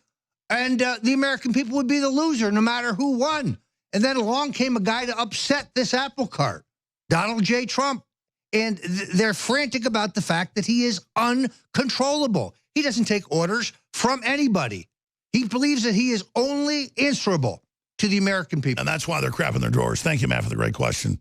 All right, Donna, Mike, Stuart, Gary, your calls are straight up. On the other side, I'm Alex Jones. This is the Info War. They're doing everything they can to block us on Google, Facebook, Twitter, you name it. So it's an act of rebellion to spread the links to our stories and articles and videos at Infowars.com. We'll be back. Why do the globalists, and the Democratic Party particularly, continue to give North Korea nuclear reactors and now nerve gas agent? Here's an article right here today out of Fox News. UN agency helps North Korea with patent application for banned nerve gas chemical. That's a whole nother subject. Now, Mike Cernovich, the evil guy that just has big scoops every couple days, has an amazing track record for all those different sources. And InfoWars has a lot of great sources, too. We broke last week what's going on with Trump being ready for a big purge, and that's all in the news today. And, of course, Stone has a lot of great sources, but a lot of great research as well. But mainstream media attacks us constantly, saying, shut us down, or they use satire or jokes, we talk about as some way to try to bring us down. It's not working. So where do they go? What do they do now? And what's the next shoe to drop? And then we're going to take phone calls from Gary, Dean, Stuart, Donna, Mike, and others here in a minute who have questions for Mike Cernovich, Roger Stone, and myself as we broadcast worldwide. We may go a little bit in the next hour and make this a roundtable discussion with David Knight, but we'll see. Mike Cernovich, thank you so much for coming on with us again. Always a pleasure, Alex. You got cut off yesterday because we only had you on for like 20 minutes. There was a lot of other breaking stuff you have. Before we take some of these calls, what's on your radar screen? Then I want to ask you just about the state of the world right now and where you think all this is going. Yeah, Trump is still playing mind games with Reince Priebus. And, of course, Sean Spicer, which Paul Joseph Watson, you reported, I reported. We had that story last week where we said Trump is pushing Spicer on the way out because he's not aggressive enough, he's not ferocious enough. And then sure enough, that is now all over, the mainstream media. Yeah, the exact headline. Right, exactly. So he's looking to do a big shakeup because Trump is telling people, multiple sources have confirmed with me, he goes, why aren't you guys fighting harder? He used that exact word is, why isn't anybody fighting hard? And he's realizing that his own team, they're leaking news to the media. There was an article today in Politico, I think. I don't know. I'll text Nico the link. But everybody blabbed their mouth to Trump about his news diet, and they called it fake news diet. And then they tried to frame KT McFarlane and claim that she gave Trump a fake news magazine cover from Time magazine. That actually never happened. KT McFarlane is a brilliant woman, amazing strategist. So what is happening now is McMaster planted that little detail into the fake news media to try to let KT McFarlane look bad.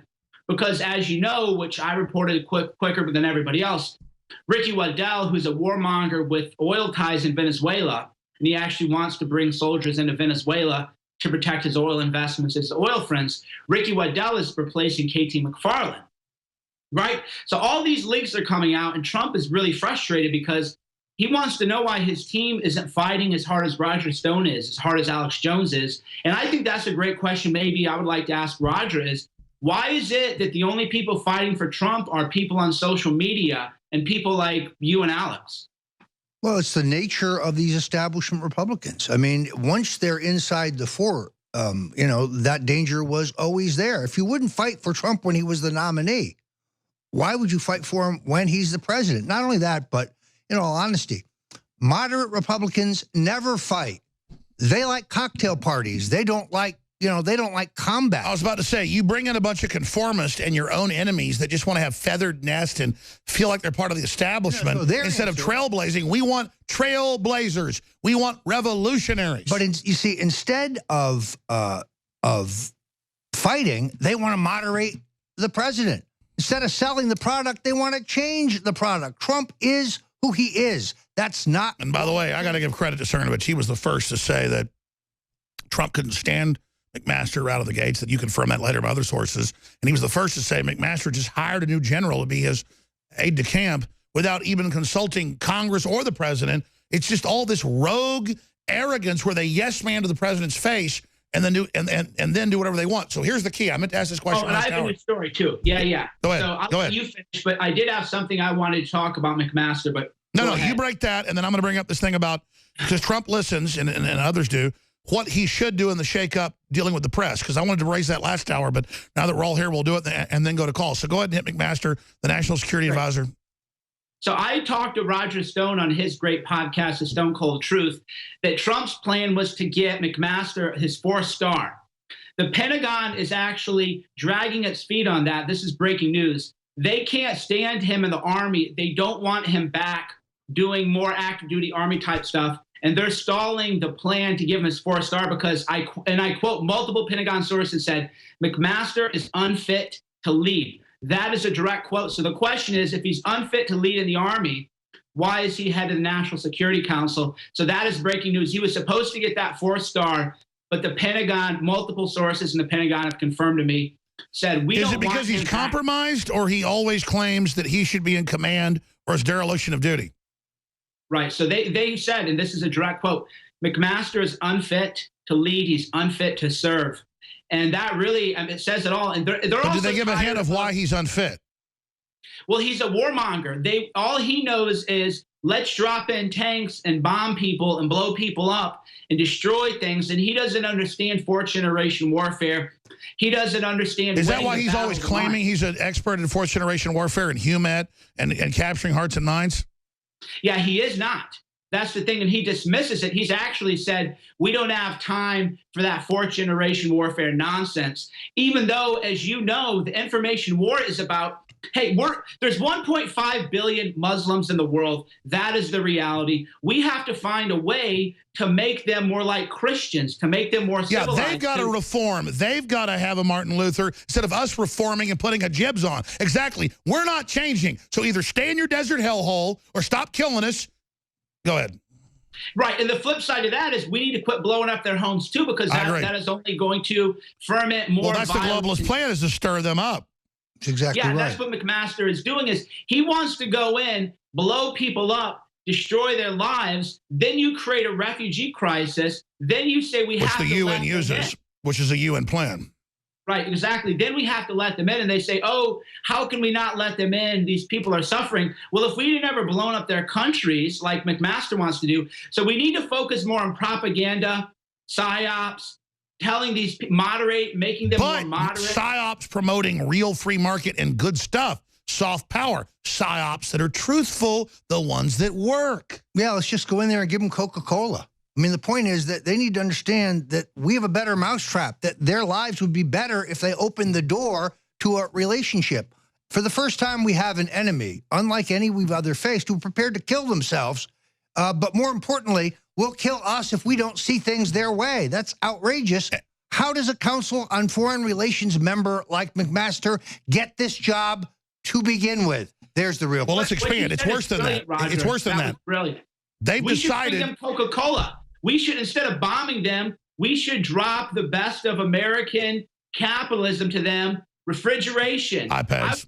Right? Give them refrigerators. That's going to do way more than drop bombs on them. Drop refrigerators on there. Then they realize, oh, hey, this is actually pretty good. Why don't we build our homes up? Let's go further. Let's go further. Let me stop.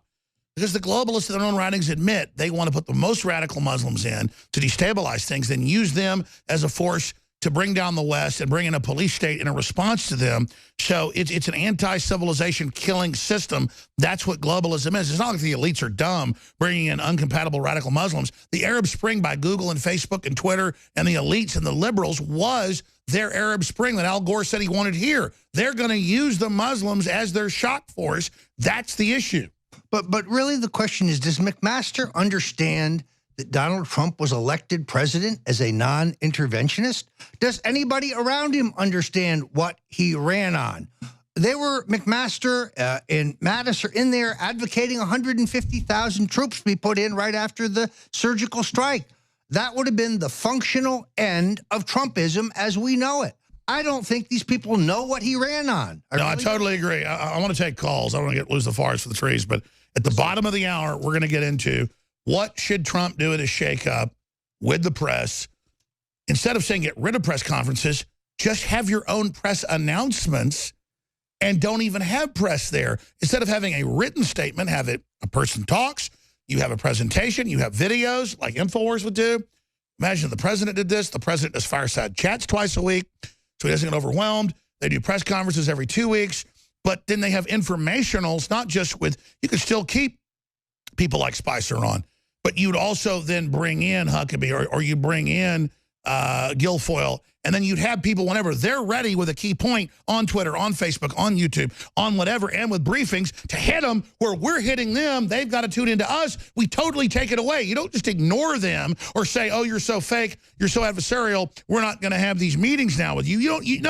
You just have meetings 24 hours a day and annihilate them. I guarantee you within 7 days, if I had that pulpit, it would be devastation for the enemy. I would lay out all their lies. I would annihilate their frauds. I'd say who owned them. I would go over all the facts. I would list what the president did and how they're trying to stop that message. It would be victory.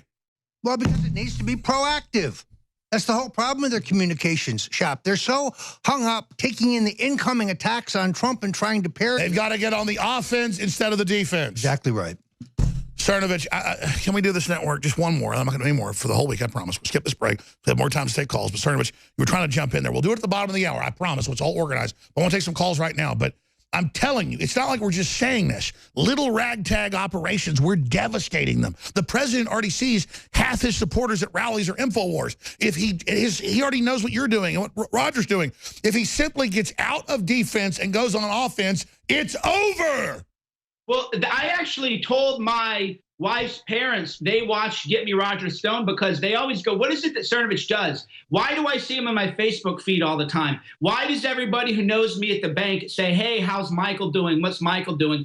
So they actually watched Get Me Roger Stone because we were all there together, but we were like in a parallel world at the time. We hadn't united and joined forces where we were at the RNC covering the course of protesters were fake. You were there at the megaphone. Black Lives Matter was attacking you. Think about what we do. 3 men, and of course, with all the people listening in and helping, we don't have $1 billion. Could you imagine if we had $1 billion budget, even $100 million budget, the kind of devastation that we would have?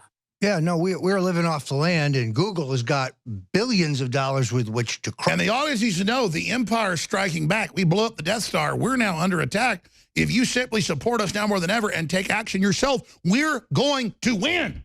It's the best reason to go to the InfoWars store.com that I can think of. And spread stonecoldtruth.com and the websites of Cernovich, the Twitter. It's a war. It's fun. I don't want to lose. We're promoting freedom Americana. It's not like we're promoting North Korea. The Democrats are promoting North Korea. The Republican establishment, they're a bunch of yes men and cowards that want to socially climb in an organization. We want to overturn the fake globalist paradigm that's a face sucker on America. We don't want to ascend into the face sucker's belly and be some turd floating around in its belly. We want to kill the face sucker. We want to remove it. We want to restore the republic. We want to put up Washington monuments 20 times bigger that are space elevators hailing our victory over the globalists. We want victory.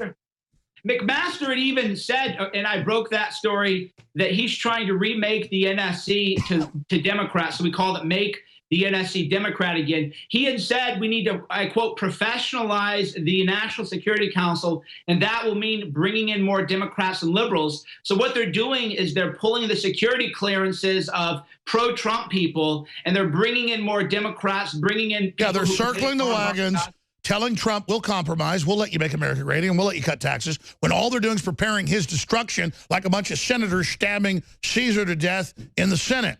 Right now, let's go to phone calls. Donna, in the great state of Pennsylvania, one of the deciding states in the restoration of the republic. You're on the air, Donna. Go ahead. Oh, thank you, Alex, for taking my call, and Mike Cernovich and Roger Stone. Thank you so much.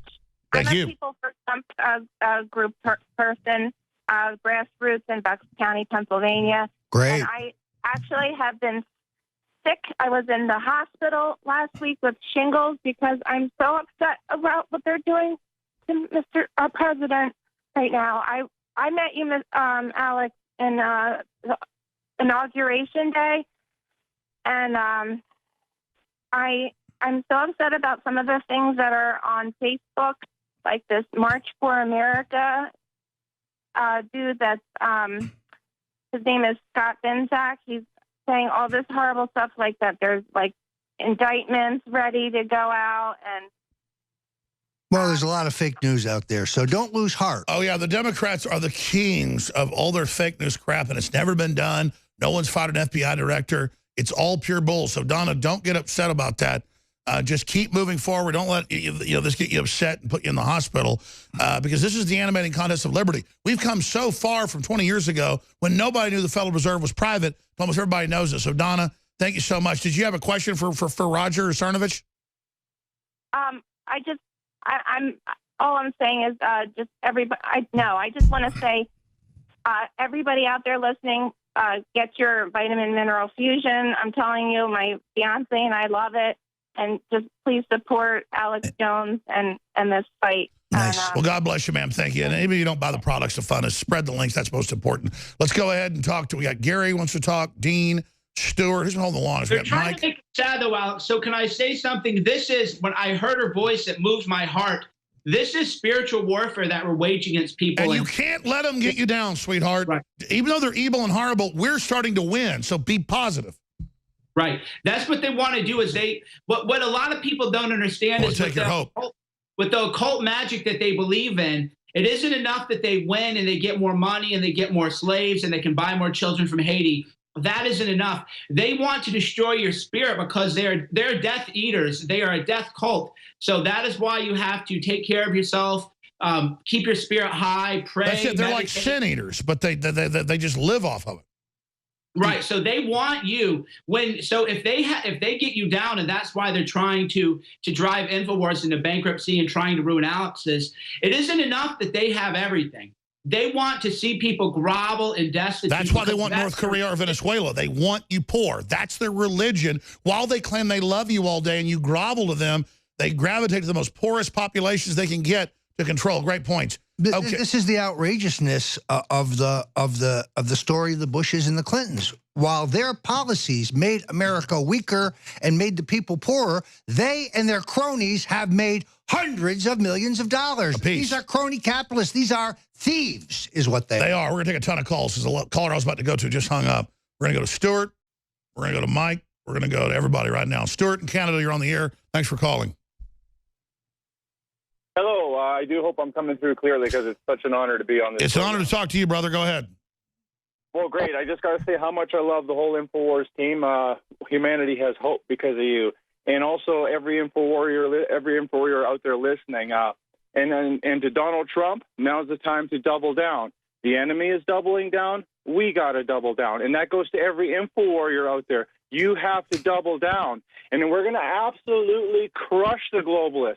I'm on Twitter. I'm not on Facebook, but I can see it. The bellwether, the atmosphere, we're winning. And that lady that was calling in, don't be discouraged at all. You've got so many people backing you up all over this planet. I'm in Canada here, and we're not going to let... Exactly. Look at the elites everywhere panicking. They can feel the spirit of awakening rising. I wanted to mention your first caller, he called in and he had said, do you think the globalists are trying to make it look like they're not actually taking us over? And it kind of dovetailed with what I originally called in. I might be, I hope I'm not semantical in saying this, but I've never liked to use the term the New World Order just because Bush Sr. used that. And I always wonder, why would he go on national television and say the New World Order? You know, when it's like, when I'm thinking, doesn't this go back to the Roman Empire? And what did happen to the Roman Empire anyways? And so I look at this as it's not the new world order, it's the old world order. And this is the old games that they've always played. And yes, they did hijack America to another caller. Exactly. The true renaissance is the real new world order of human empowerment, so they create a false new world order. Sorry. But the reason that George H.W. Bush popped out and said that is he's always had this propensity to read the stage directions. He's not Ronald Reagan. He was never very talented. So you might remember when he went to New Hampshire in a sour economy, one of his handlers said, well, the main reason we're going up there, Mr. President, is to tell people that you care. He gets on stage and he says, message, I care. And he sits down. The guy had no talent. He had a tin ear. Still does. And he blurted it right out. The new world order. There it is. Well, Stuart's an exciting caller, and come back with a comment on that, Stuart. But Mike Cernovich, this is what you were just hitting on. We're not just cheerleading here. The globalists are panicking. The paradigm is shifting. Incredibly positive things are happening. They're hitting us with everything they've got to tell us we're losing because it's the opposite. Exactly. It's a psyop they're running on the people. That's why they closed comments. That's like why they want to ban InfoWars from YouTube and Google and Facebook and everywhere else, because people want to feel connected and they want you to feel isolated and alone. So you got to realize it was all the psyop. I mean, I was with Alex in Austin. Everywhere we went, people are like, oh, hey, Alex, hey, Cernovich. You know, at the RNC, everybody's like, hey, Roger. We're recognized. And again, that isn't to brag. I don't care about fame. None of us It's care to let folks know it's a bellwether of the success that we're not alone. Exactly. I go to the bank, actually, and one of the bank managers goes, Cernovich, man, how are you? I read your stuff all the time.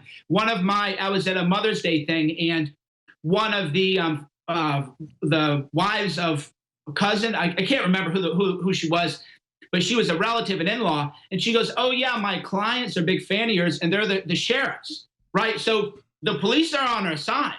So don't be dismayed. Don't let them. Sure, the police aren't perfect. They're just like people everywhere, and they get given globalist orders that are wrong. But on average, I'm just saying this is true. The cops know what's going on. They research stuff. They know how the media lies, and they're aware there's an attempt to absolutely shut this country down. Well, why shouldn't they be awake? They know George Soros that hates us is literally funding groups that say kill the cops randomly. Well, so, I mean, you know, that's a no-brainer. And the cops better be awake. They better be awake. They listen to this while they're patrolling. They listen to this live streams and Periscope and everything while they're doing their patrol. Sure, but let's just be honest. We better be awake. The cops better be awake. What does that say about the public that isn't? That's scary. I mean, you better be awake now, right, Mike? Stay there, Stuart. Going to finish up with you. Then Mike. Then Dean, then Gary's, then Zach. We're going bam, bam, bam. Your questions, your comments, straight ahead with Mike Cernovich and Alex Jones. We're going to hit more on the media, too. What does Trump need to do? You're listening to The Alex Jones Show. In your hearts are inscribed the values of service, sacrifice, and devotion. Now you must go forth into the world and turn your hopes and dreams into action. America has always been the land of dreams because America is a nation of true believers. When the Pilgrims landed at Plymouth, they prayed. When the founders wrote the Declaration of Independence, they invoked our Creator 4 times. Because in America, we don't worship government, we worship God.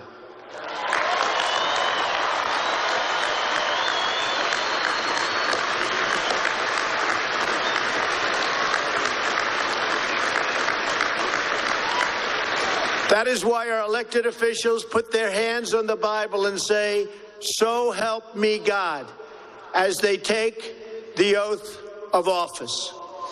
It is why our currency proudly declares, "In God we trust." And it's why we proudly proclaim that we are one nation under God every time we say the Pledge of Allegiance. All right, Mike Cernovich is our guest. I want to get to a lot of calls now. We're going to go to Stuart and have him finish up in this whole board of calls. Then we're going to spend some time on what does Trump need to do? I know with the power that he has, his star qualities, and if he just had a crew of 6, 7 people that could be on call in different 4 or 5 hour quadrants throughout the day to independently go out and just expose lies, do press conferences, do live feeds, it would all have millions of viewers per transmission, would put the enemy back on their heels. We'll talk about that and what Roger Stone thinks, what Mike Cernovich thinks, what you think should be done here in a few minutes. But Stuart, in Canada, you know, callers call and say, oh, thank you, you're so great. Listen, you're great. There wouldn't be a movement if it wasn't for you. We wouldn't see nationalism rising all over the world if it wasn't for you. We wouldn't see hope if it wasn't for you. So we're all peers here in the great animating contest for liberty. But go ahead and finish your point on the whole New World Order. Yeah, but Alex, I wouldn't be psychologically so healthy. There was so much stress before I stumbled upon your media platform on my shoulders because I thought I was the only one that understood what was going on. I couldn't talk about it. You just hit the key. They make us all feel alone. And then once you learn that there's other people that believe this, it takes a lot of the stress off. That is absolutely critical. The whole world came off my shoulders. Suddenly, I wasn't the only one. I wasn't alone in the dark. And I had to do more and more and more research to realize that you're the real deal. And I got my fridge is full of your info, your products, and I take them daily. And I'm so grateful. One day I'm going to give you an awesome testimonial, but it's just not the right time. Well, brother, you're the reason we're on air, and God bless you. I appreciate you. But the most important thing is just spread the articles, the videos, start your own YouTube, your own Facebook.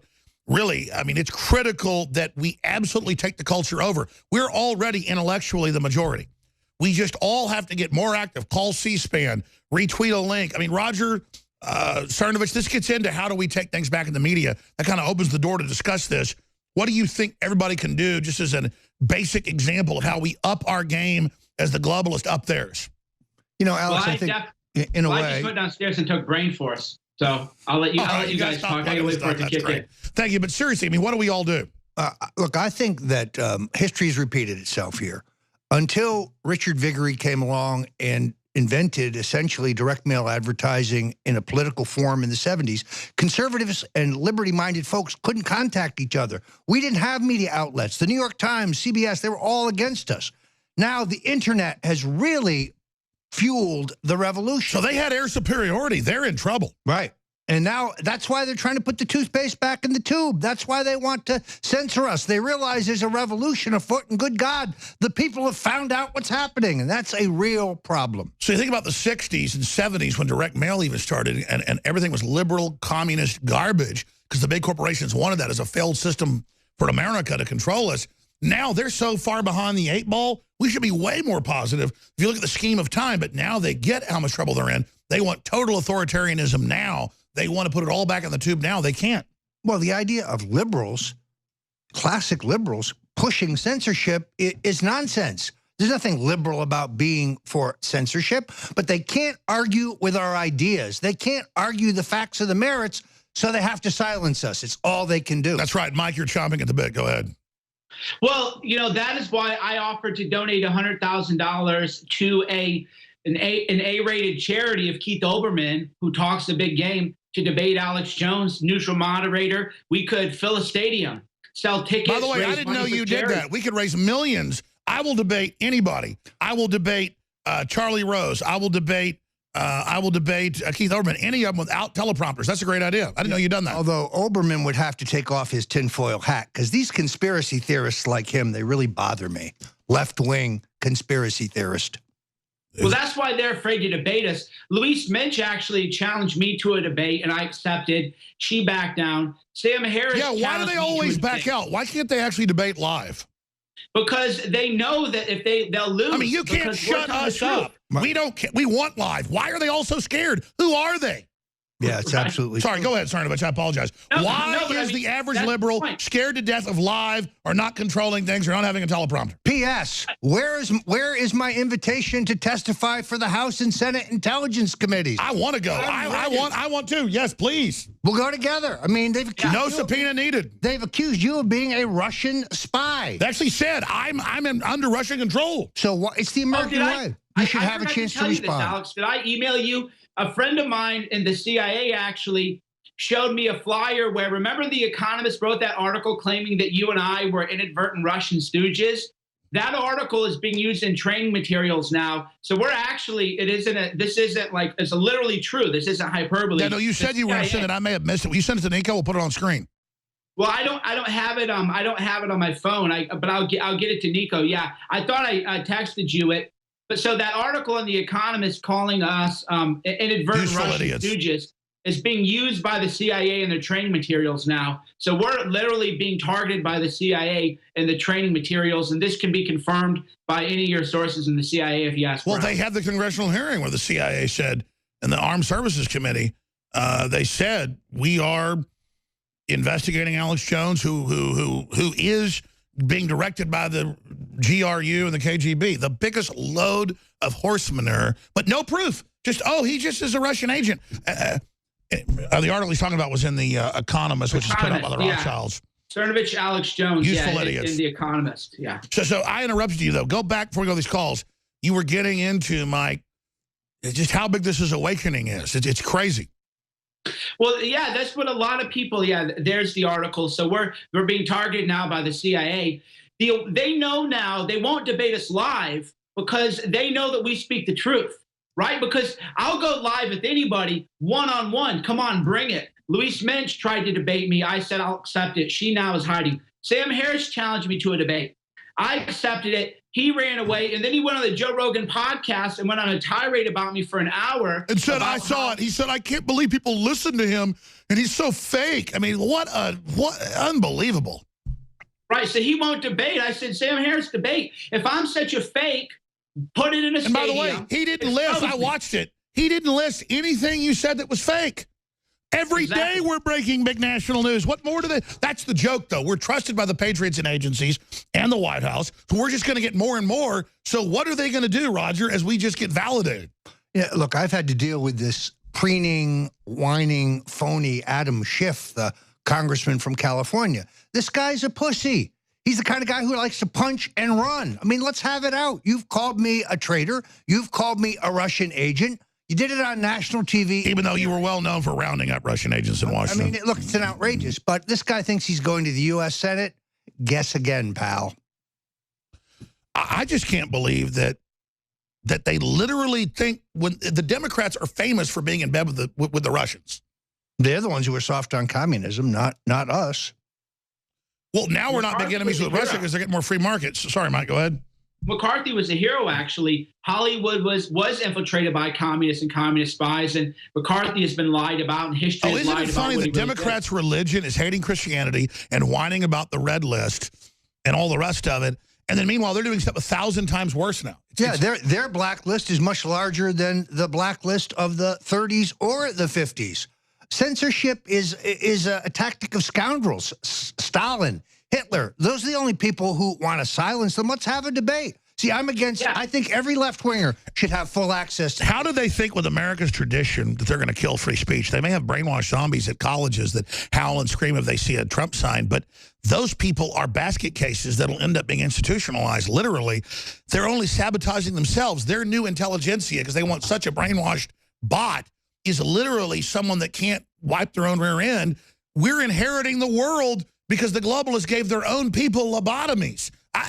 Actually, Cernovich, it's almost like it's a conspiracy by elites that are patriots to sabotage this. Because sometimes I sit back and look, I mean, we're going to win.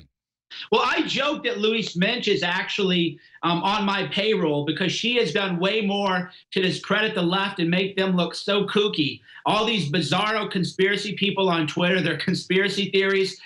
And sometimes I wonder, is Russia actually, because here's what I would do if I were Russia. I would pay these morons to be kooky and to humiliate everybody, to discredit the whole story about Russia. That's far more effective than anything anyone else could do.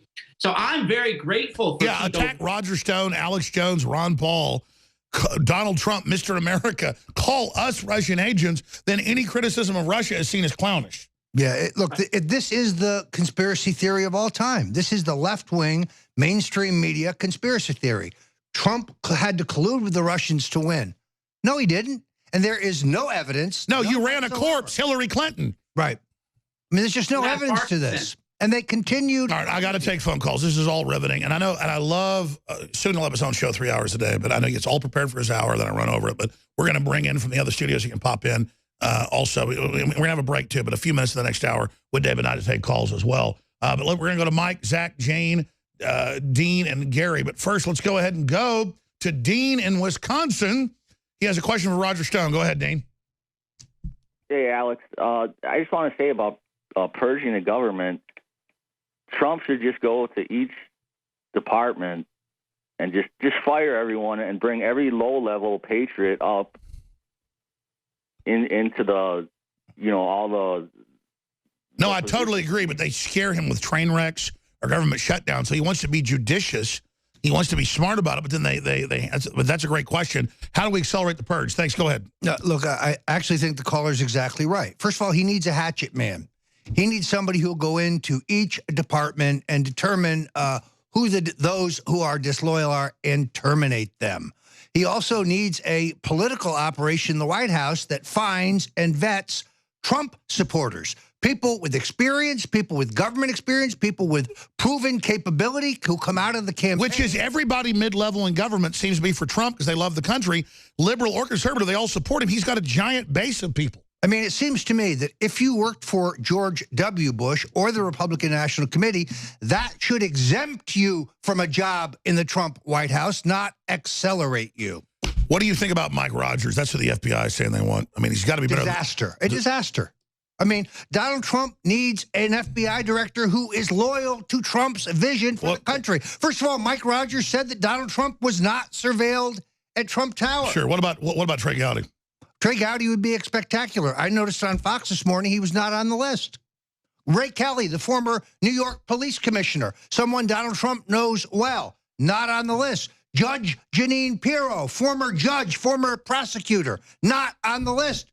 These are the Trump loyalists. Look at that list. By the way, as we know, those are really on Trump's list, though. Fox and others are putting out fake lists to create this perception. I hope that is the case, because in this case, I looked at that list, and every single one of them is an establishment lackey. There's nobody on that list who is a Trump loyalist and who understands the struggle between the globalists and... Sure, but didn't Mike Rogers expose Benghazi at least? He was good on that, yes. I mean, he's a lot better than Comey. Well, who isn't? My dog is better than Comey. I mean, please. Okay, all right. Dean, thank you. Let's go ahead and talk to a guy in Quad City. Mike, you're on the air worldwide. Go ahead. Hey, hey, Alex.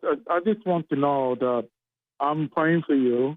Thank you. And your family, and on all your team too.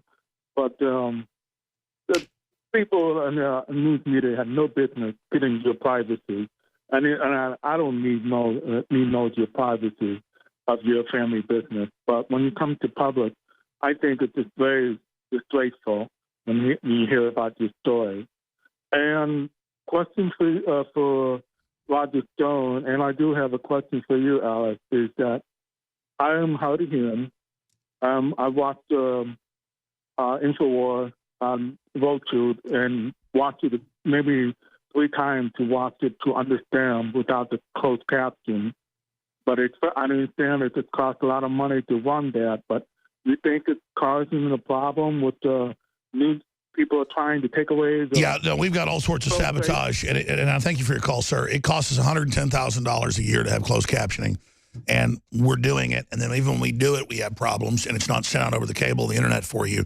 So for the listeners that don't know what we deal with money-wise, trying to really do this and get to everybody, $110,000 is a lot. For closed captioning, it's a real person. We have to pay for a digital fee that's thousands a year, so a real person is doing it. And I'm glad you called in. God bless you, Mike. Thank you. That's what I deal with every day, trying to get money in here. Is that people don't know what it's like with satellites and stuff and legal and licensing and all the stuff we deal with. It's a lot of money. And so, yes, we want to close caption all the shows. And I'm sorry, some of the shows aren't closed caption. That's not done to put you down or anything like that. It's that we literally are under attack and lawsuits and George Soros and everything else. And I want to be able to do that. So I know only 3 hours of the show every day is closed caption. People complain the other stuff isn't closed caption. I don't have the money. It's hundreds of thousands more. And I don't know what I'm supposed to do. And I'm glad the caller called, though, because we don't screen these calls. You get the sausage making behind the scenes that makes me just throw my hands up. The listeners don't know how much money it costs to run this. People say, oh, just start a network. People want a new network. Well, we're trying to do it. It takes money.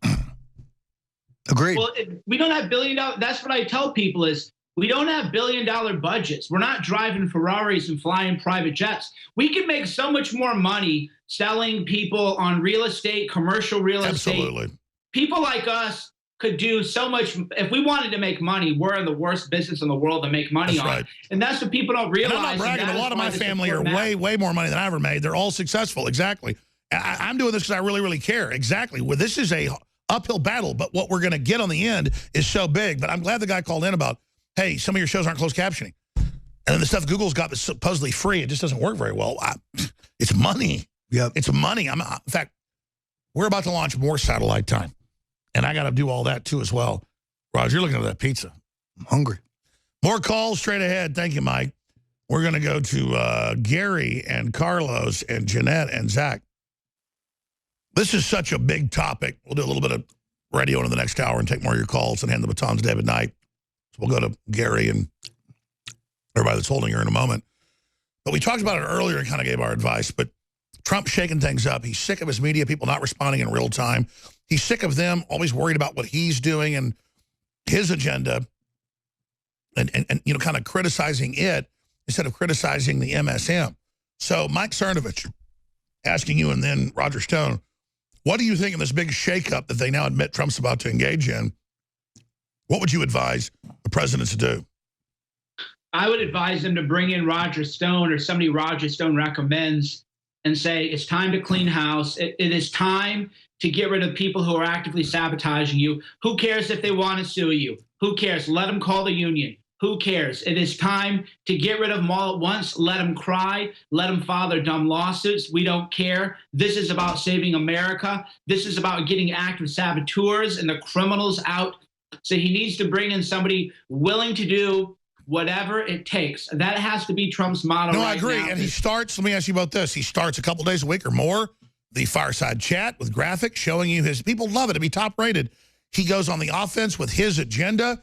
He has people that are 24 hours a day doing press announcements. Sure, have the press a few days a week in the room with you, but it's about your agenda. You're putting your ideas out, not just written like the president said, but you've got people out there out front.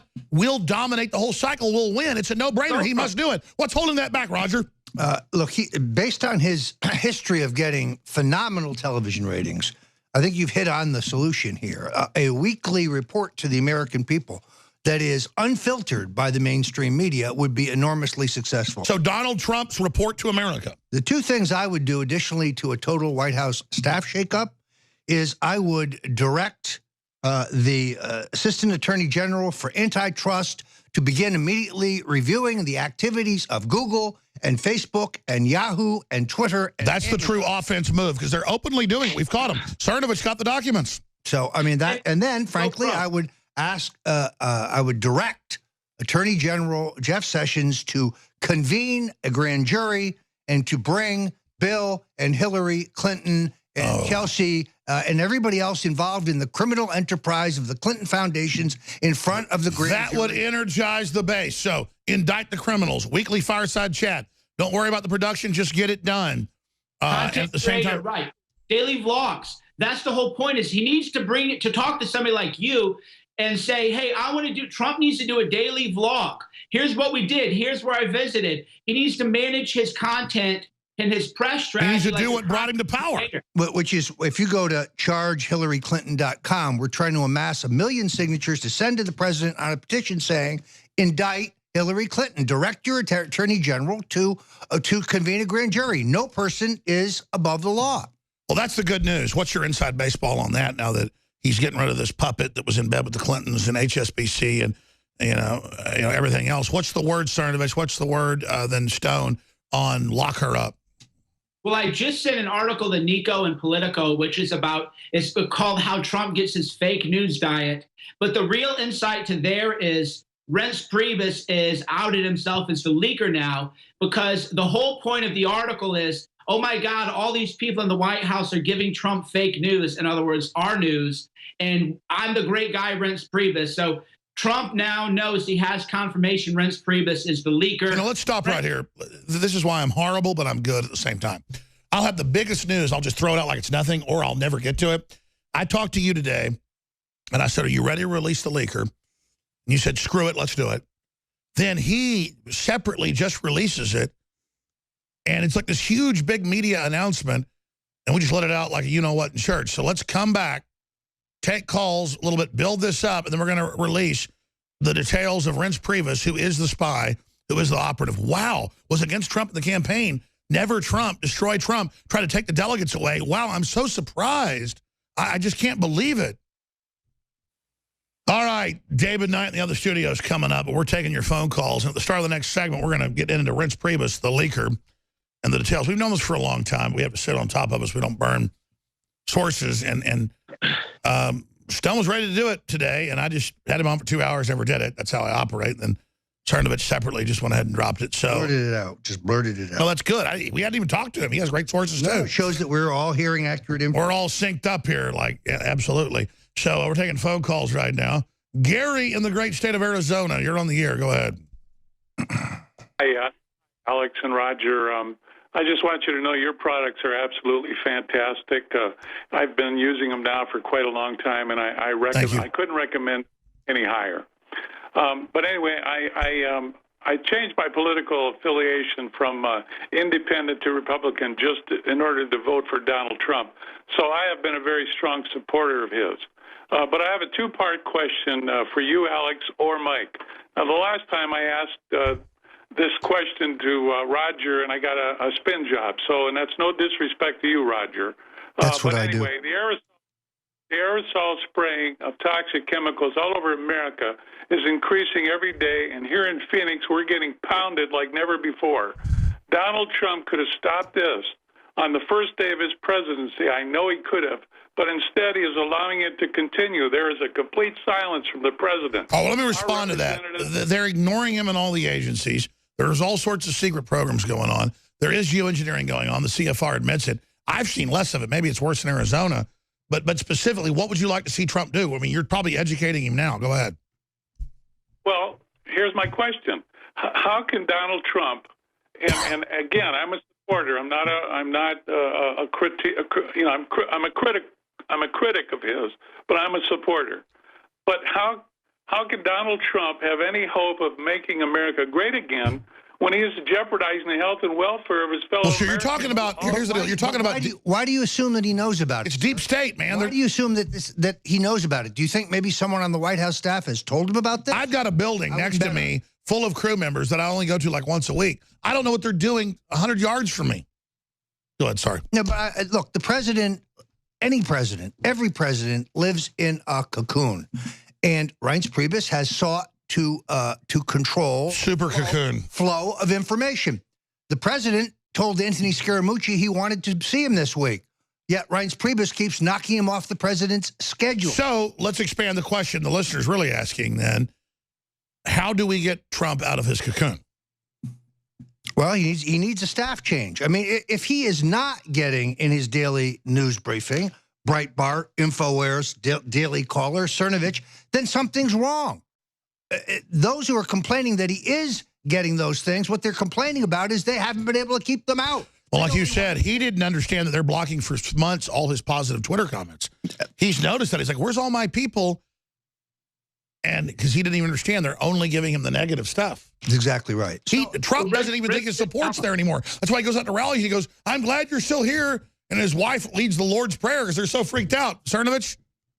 Yeah, that is why there's a great article in Politico, which revealed that Reince Priebus is now the leaker. We might as well talk about that. Roger can talk about it. Why did we let them have that? We already had this weeks ago, but there it is. How Trump gets his fake news. So they didn't actually reveal Reince Priebus as the leaker there, but if you read it, the entire article is trying to make Reince Priebus look like this great, smart guy around a bunch of fools. By the way, I knew this 6 months ago. Bad idea. Reince Priebus and others run into the president with the printouts they want to. Yeah. Look, I'm going to be honest with you about this. I really am. I've had it up to here with Reince Priebus. This guy is, he is a malevolent midget is what he is. He did not want Donald Trump to become president. He shifted campaign funds in Pennsylvania from Trump, $750,000 to Pat Toomey. He did the same thing in Virginia in an attempt to undermine us at the last minute. He cannot be trusted. Let's come back and talk more about that. Stay with us. This is key. All right, so Gary brought up secret government projects, and we've already documented that the State Department is just completely ignoring what the president wants. Every other agency, he's throwing fits. He's about to have a purge. He says that there's all sorts of stuff going on he's upset about. But I hear you. I'd like to see geoengineering and secret programs exposed. But I think, Gary, that Roger Stone and Mike Cernovich kind of answer your question. Before you called, the theme of this is Trump's being ignored. Does that make sense? Yes, but in the meantime, I think the American people are being ignored. I mean, I think it's up to us to get a hold of through C-SPAN and TV and radio and rallies and messages and, paper airplanes we throw over the wall at the White House. We need to get the message to him. It's up to us. Candidly, the president gets more of his news through television than he gets through. That's the problem. Even mainline Republicans, they still watch TV. He's 70 years old. He does get some news on the road. Well, let's talk about it. Let's put the Politico article. Thank you, Gary. Let's put the Politico article up and actually get Cernovich to comment on it. Then you go ahead. Right. So the Politico article is a Reince Priebus leak job to try to make it so that Trump won't read us anymore. So the whole article spin is that freedom fighters are giving Trump truthful information from people like us, and that this has to stop, and Reince Priebus is mad. Are we in this story? No, we're not, fortunately, but they the point is that they want to keep us out of Trump's news diet. Reince Priebus is, because Reince Priebus is really nervous now because... Well, we already know that. When Trump gets to call people, Priebus is like floating around on the phone line, reportedly. Yeah, no, and when the president has meetings, Priebus is always in the meeting. So how can you run the government when you're spending all the time trying to... Why does Trump let him be in the meetings? You're like, you're there, and then Priebus is there in the corner going, Well, the president does occasionally turn to him and say, did you get that down right? It's treating him like a secretary. Look, this guy is no Bob Haldeman. He's no Jim Baker. He's not even an Andy Card. He is so over his head in terms of capability. It's a joke. He's just... But the establishment likes him because he leaks like a sieve. He should... let's appoint him ambassador to Ireland and get rid of him.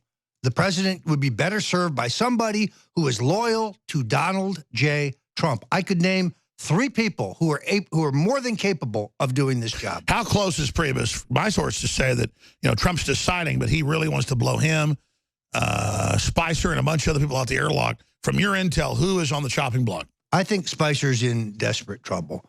One thing about Donald Trump is he doesn't like to be pushed. When you push him, he resists. He does not like to be told to do things. Perfect example, David Duke. Of course you would throw David Duke over the side the first time his name came up. He'd done it a decade before. He had done it before when I was working for him. Just somebody said, hey, KKK David Duke, oh, I hate him. Because the media insisted that he do it, then he resisted, and then, of course, he ultimately did it. There's no value in having a David Duke around, and Donald Trump has no truck with racism or racists like Duke. But it's a perfect example of pushing him into a corner.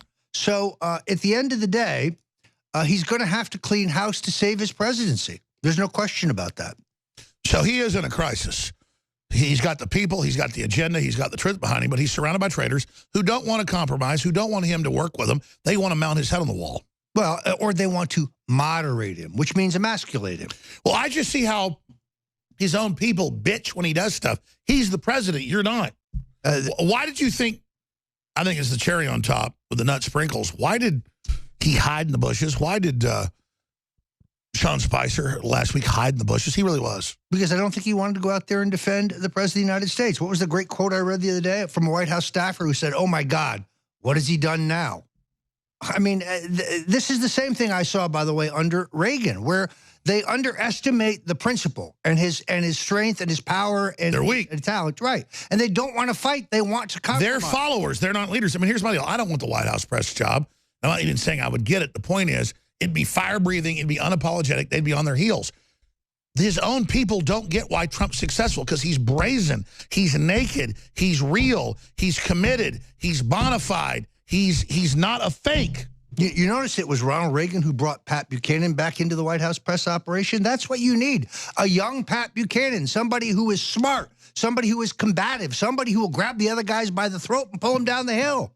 A fighter. Like Trump, a fighter. Instead, we have people who are trying to be conciliatory and kiss the ass. And conciliatory is fine if people are being trying to conciliatory with you. They're running around saying, kill the president, kill us, shut down free speech, arrest everyone. A group of people with flaming torches running at you is not someone you make a deal with. Well, and as the New Yorker magazine showed us last week, there's a subset of liberals now who say he's insane and we've got to remove him because he's crazy, just because he doesn't agree with them, just because he doesn't. And again, people go, oh, you're settling establishment. The Pope, the Chinese communist dictator, the Saudi Arabians, the corrupt Mexican government, the corrupt Canadian government, the Republican Party, the Democratic Party, all these, the EU, they're all against Trump. What nutball wouldn't be for him? I mean, if mental instability is the hallmark, why did we have a rapist as president for 8 years? A rapist, a serial sexual assaulter.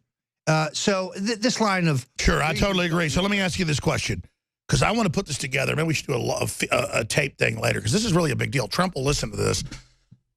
I want to take a few calls here, and then I'll bring David Knight in. David Knight, what do you think President Trump should do with a shakeup? I mean, I think he should do fireside chats. People try to make it too produced. Just get up there with his basic graphics, his facts. He gives them a day before the 10-point thing he wants to cover. They have the clips just like he sees on Facebook, just like he sees on Twitter. He gets up and says, here's the clip of 20 Democrats saying fire the FBI director. See? That's all I'm doing. This guy says I'm crazy because there was wiretapping. Here's the New York Times saying there was wiretapping. Let's move to the next agenda. He goes in for 45 minutes, hits like 10 points, then maybe has a few journalists, a mix, takes a few questions. He does that once or twice a week. Game over. He's defeated him. Okay, that's my idea. Let's do it. Oh, what do you think, David? I think you're absolutely right, Alex. You know, Ronald Reagan said he was going to transcend Washington. He was going to go directly to the people. He never did it, or had the potential to do it in the way that Donald Trump does. Well, they put a bullet in him before he could. Yeah, I think you ought to go beyond just canceling the press conferences. I think you ought to do exactly what you said, go directly to the people, bypass these daily press conferences that are going, bypass the press secretary. Yep, right. And I think he ought to use these bully pulpits, not just to defend himself personally, but to advance his agenda, to tell the American people, look, I want you putting pressure on Washington with me. Together, the two of us can get this agenda that I ran on, that you voted for, done, and we can shut down Washington. I think that's exactly what. Yes, and David, and I want all you to comment, listen, take calls. I'll turn it over to you, David. I've been prepared for this hour for all day.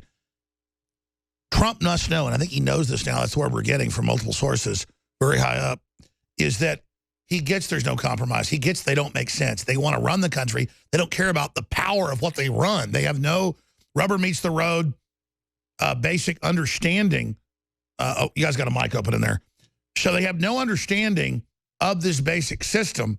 And he now understands that and understands he's in a death battle, and that if he goes all the way, he wins. If he doesn't, he loses. And so now it's up to all of us to understand just how critical this moment really is. Like, so over the weekend, we had James Clapper say, our institutions are under attack internally by President Trump. I had said on Friday that all these liberals were saying it's a coup, it's a coup. No, it wasn't really a coup. What Donald Trump did was within his legal rights as president. He is still president, so it was not technically a coup. But they see it as a coup because it was someone that they see simply as a stated preference by the people they're not accounted to, the elected president. They saw it as a coup against the swamp, against the unelected bureaucracy that stays there permanently. And that's what we're seeing from James Clapper. He says, our institutions are under attack. I'm going to talk about that in detail, what James Clapper was really saying. But that's what they're looking at, Alex. They're looking at the fact that Donald Trump would actually fire one of the higher-ranking members of the permanently entrenched bureaucracy. That's right. These are arrogant, entitled lords who believe that they own us, and Trump is involved in a coup against the swamp. Yeah. The swamp is trying to have a coup over Trump. That's right. Now, is this the counter coup? Is this the same James Clapper who testified falsely to the U.S. Congress about the collection of metadata, proven to be a lie by Edward Snowden? He said nobody spies the American people, and that's the same story we hear over and over again. with FBI comey saying Trump's crazy, nobody spies on anybody. But they let Clapper come back and clean it up and apologize instead of indicting him for perjury and sending him to jail where he belongs. That's right. That's right. And a politicized member of the National Security Council, as he's sitting in his positions during the election, actually using that as a bully pulpit to get involved in politics. Why would we be surprised to find out that they use the national security apparatus to look and to investigate into politicians way beyond Donald Trump, but also people like Rand Paul? He said another senator has told him that he's also been told well, we got looked at. You better believe they're listening right now. You know, one of the questions I want to ask, and I was on Real Time with Bill Maher about a month ago now, and Michael Hayden was the former CIA director, was one of the guests. Why do these guys all have shaved heads? Is it like some secret club or something? Did you ever notice this? Brennan, a Clapper, I mean, all of them. Hayden, they all have these shaved heads. It must be some like secret signal or something. Well, I think there's not some such secret signals when they brag about what they're doing. I mean, James Clapper's got to be the worst poker player in the world. When he was lying to Ron Wyden, he's like, you know, looking down and rubbing his face. But then you had Michael Hayden go to Washington Lee University and brag about the fact that he didn't need any special provisions under even the Patriot Act, which was unconstitutional. He said, I had a direct order from the president. I could do whatever I wanted. That's the mindset of these people. And he has the nerve to go on with Judge Napolitano and say that he's a libertarian. At that point, it's just totally insane. It's totally crazy. Do you remember when Nixon said, if the president orders it, that makes it legal? That's right. And how all the lefties went crazy when he said that? That's right. Where were they when Hayden said essentially That's right. Let's take a few final calls and let David Knight take over. But Mike Cernovich, you've been holding there patiently. Your take on what you've just been hearing. Oh, no, I'm just listening in. It's great roundtable discussion, so I don't have anything to add. You do have stuff to add. That's I mean, what's the next big shoe drops from your intel? You said we're going to be very, very happy soon about what Trump's about to do from your sources. Well, Roger covered the Sean Spicer angle. Trump knows he has to get rid of Rents. He has to get rid of Spicer. I don't know that he's going to fire Spicer right away, though. I think he's playing mind games on him because, as Roger will tell you, Trump likes to pit people against each other because competition brings out the best in people.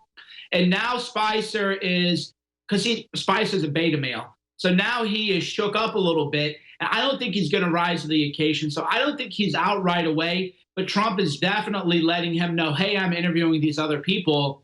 You better up your game. You better quit hiding in the bushes. You need to call on alternative media. I mean, talk about media strategy. Why is Spicer giving the first questions to the fake New York Times, to the fake Associated Press? Why isn't he asking alternative media more questions? Why is there all this butt kissing? I mean, doesn't he get that doesn't get him anywhere? Well, look, I think we all know that Katie Walsh, who was the deputy to Reince Priebus, was fired because they caught her leaking. Who do you think directed her to leak? Reince Priebus is the leaker, and the leaks are not. Oh, yeah, we went to break and never got to that. I'm never good at our biggest story of the day. Dun, dun, dun. Mike Cernovich. Then, of course, Roger Stone. Stone told me before the show, he's ready to go after Priebus. He's the leaker. Now, you're saying this Politico thing basically shows he's the one. Let's both spend a few minutes on that, then final calls. Right. So you have to use, good lawyerly reasoning and deductive reasoning. One thing I noticed a couple months ago, and I even wrote the article, The Dog That Didn't Bark, based on a Sherlock Holmes story. I said, where are the Reince Priebus hit pieces? That was, because as human beings, we notice what is in our face, but a lot of times we don't notice what is in there. And I noticed you couldn't find a bad article about that guy anywhere in the world. And I thought that's really weird because everybody else in Trump world gets hammered and smashed. That's right. Reince Priebus is the giant bloated butt that the diarrhea just squirts out of. Well, look, no, they buy immunity by leaking. Don't write that about me. I'll give you something better.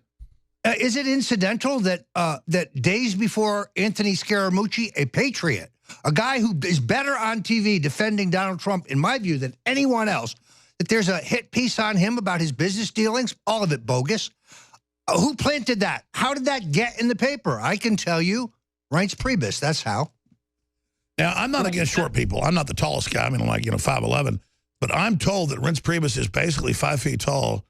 And actually, it's Napoleonic, I think. is what you're trying to say. I mean, I think that the guy is, he's out of his depth here. He doesn't have the administrative capability to do this job. You can't be both in the meetings trying to cover your ass with the boss and still have time to run the federal government. I was about to say, I mean, this guy's clearly a weasel, and Trump knows that. So how long until Reince penis is gone? Look, you can't push Donald Trump. It is always a mistake. He will do the right thing. But this is broken. It's not working. One does not have to be a genius to see that. Now, do they have dirt? Because Trump's saying, hey, better watch out. I'm recording conversations. All the phone calls are recorded. The media acts like they don't know that's true or not. That's just a fact. It's not dirty. It's going on. How does Reince Priebus, I misspoke, how does he strike back? Then, I mean, do they have some kind of dirt that they're threatening to release? I don't think he has any cards here. I think he is living day to day. And he was never the right guy. So Reince Priebus is kind of like a limp biscuit. In a sense, yes. Mike Cernovich, your comments on Reince.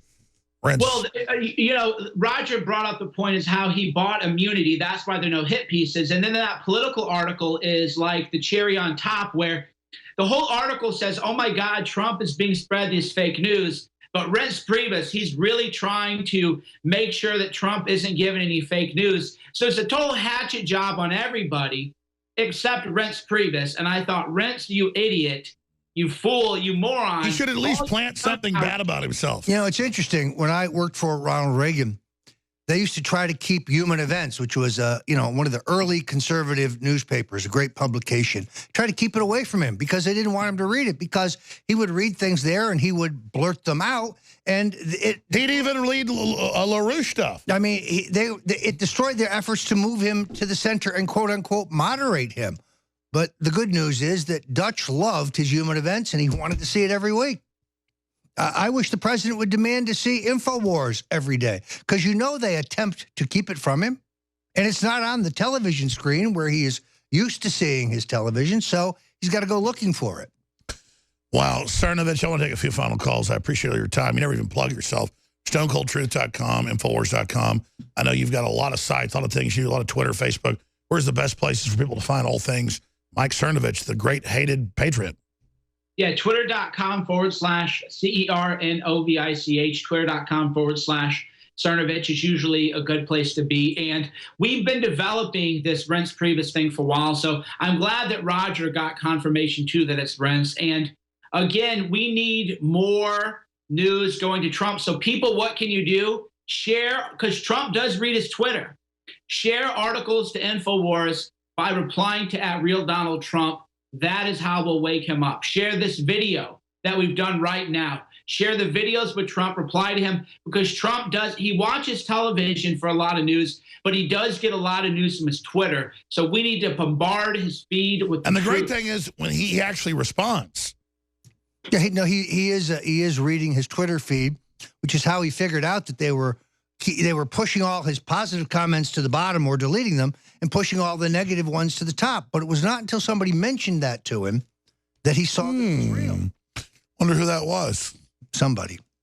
In any event, look, this is going to be a struggle. Trump can still be the transformative president we need him to be, but not when he's surrounded by these midgets, by these pygmies. And Reince Priebus, other than short guys, I mean, he should be a Lollipop Guild extra on the new remaking of the Yellow Brick Road. What's the name of that movie? He's too Wizard of Oz. He's too tall for that, I think. But look, without the personal attacks, he's not up to this. He's Paul Ryan's man. He's dreaming of the Paul Ryan presidency post-Trump. Trump needs a Trump loyalist. Is he dreaming of Paul Ryan coming in and, you know, like with the roses? Very definitely. And a bottle of wine? And no, them like holding hands and getting like a carriage? Driving around D.C. together? They are plotting a future. Is it true that Reince Priebus and Paul Ryan? They're very close, but I'm not going there. Look, you have to have a guy who is loyal to you. A David Urban, an Ed Martin. Is it true that Reince Priebus are Trump loyalists? It's true that Priebus puts on a wig? Stop. I'm trolling media. I'm sorry. Let's do one more call. We're handed over to David Knight, who's a sweetheart, sitting there while I go crazy. Zach in Florida. Zach, the Lego Maniac. You're on the air with Mike Cernovich. Go ahead. Going, Alex, Roger, and Mike. I was actually on the air with you guys the 14th of last month when you guys were on. I dropped the strategic patient CFR intel. I don't know if you remember that call. That was powerful, yeah, the whole deal. Yeah, what do you think's going on? It's pretty interesting that you guys happen to be on at the same time again when I call back in. But I caught a lot of hell from that through CID and FBI stuff. But I'm covered. I didn't say anything too out of line, and that was very powerful. I know you had a lot of interpersonal things going on behind the scenes. But if you, I remember that call. That was big info. Well, we dropped the strategic patience thing on your show. You guys delve into it, and then Pence 2 days later literally uses those lines, which haven't been uttered out of a diplomatic channel in the U.S. in a long time. So that was very powerful. Hell, just about over an hour. I kind of hope this got on the main show, but nonetheless, you guys are talking about Priebus and Spicer. Who cares about those guys? We got Stone, we got Jones, and we got Cernovich. You think Trump cares about these guys that he could change interchangeably? He knows who you guys reach. So the power brokers are in the room, and they're talking, and they're on the show right now. So that's what's really going on. All the three. Well, I wish that were true, but let me just say to you that personnel is policy, and we don't have the levers of government. Yes, maybe we can help organize the troops and rally the people, but you must have people in office who will carry out your vision, who will carry out your agenda and not worry about what the Republican... Well, I'm going to do this because this caller was a great caller. Zach, stay there. David Knight is a really nice, smart guy, as you know. He'll let you talk a few minutes, hear what you have to say, because you did call in about that paper that I'd read about once but forgotten about. Really great point about North Korea, China, everything. So you come back, we'll finish with you, Zach, but I'm out of here because I want to give David Knight at least part of the hour since he's been getting ready for it. Nightly News tonight, 7 o'clock Central. Mike Cernovich, thanks for all the time, my friend. Talk to you guys soon. Twitter.com/Cernovich. That's right. And then you're over on Twitter? Roger J. Stone Jr., Jr. All right. And I'm Real Alex Jones, and everywhere else, we're under attack. They're trying to shut us down, so thank you all for your prayers and your supports. We have Donald Trump is my president shirts at cost to flood the world with them at InfoWarsStore.com. Welcome back to the Alex Jones Show. I'm David Knight on this Monday, May 15th, 2017, our last half hour here. I'm going to go back to Zach, who was holding. They didn't finish the phone call that got through. I'm going to let the rest of the callers go because I want to get to some news here. I want to unpack what's really at stake here with this Microsoft ransomware that happened. I want you to understand what's behind that. I want to talk about the real coup that happened in Washington and the counter coup that is being conducted by the intelligence community, by the Washington bureaucracy, and by the Washington press against Donald Trump. That's what's really going on there. And we've got some other news as well from Rand Paul talking about the sentencing changes out of the Attorney General's office in terms of stepping up the war on drugs. Big mistake, and we'll tell you why in just a moment. Real quickly, let's go back to Zach in Florida. Zach, go ahead and finish up with what you want to have to say. Thank you very much, David. It's a pleasure to be with you, and thanks for holding me over. So basically I called in on the 14th of last month when Cernovich and Jones were speaking, and I kind of brought up the point of strategic patience, which is the CFR game that's pretty critical when it comes to North Korea and our position diplomatically with them. Mm-hmm. And then right after that show, you have Pence going to South Korea and Japan, and then you start seeing the strategic patience thing being brought up. Obviously, things are changing as far as our strategy goes, and I know Alex is going through some interpersonal things, so maybe it wasn't followed up on, but it just goes to show how powerful the reach of InfoWars is. Obviously, I work with DOD, but the fact that it was said on that show, and then you could see through, not just intelligence, but obviously military channels, that word got down the chain, and they were literally using the term strategic patience, so it kind of broke their paradigm, which was powerful. But we've seen that happen a number of times. As a matter of fact, it's about a year ago, we started saying there isn't a left-right paradigm. That's a false dichotomy that they've sold people. We need to understand that the fault line here is between nationalism and globalism. And I think we were saying that first. Maybe we weren't. I don't know. But it became a central point of the campaign. I think one thing that illustrates that today is one of the news items that I had here.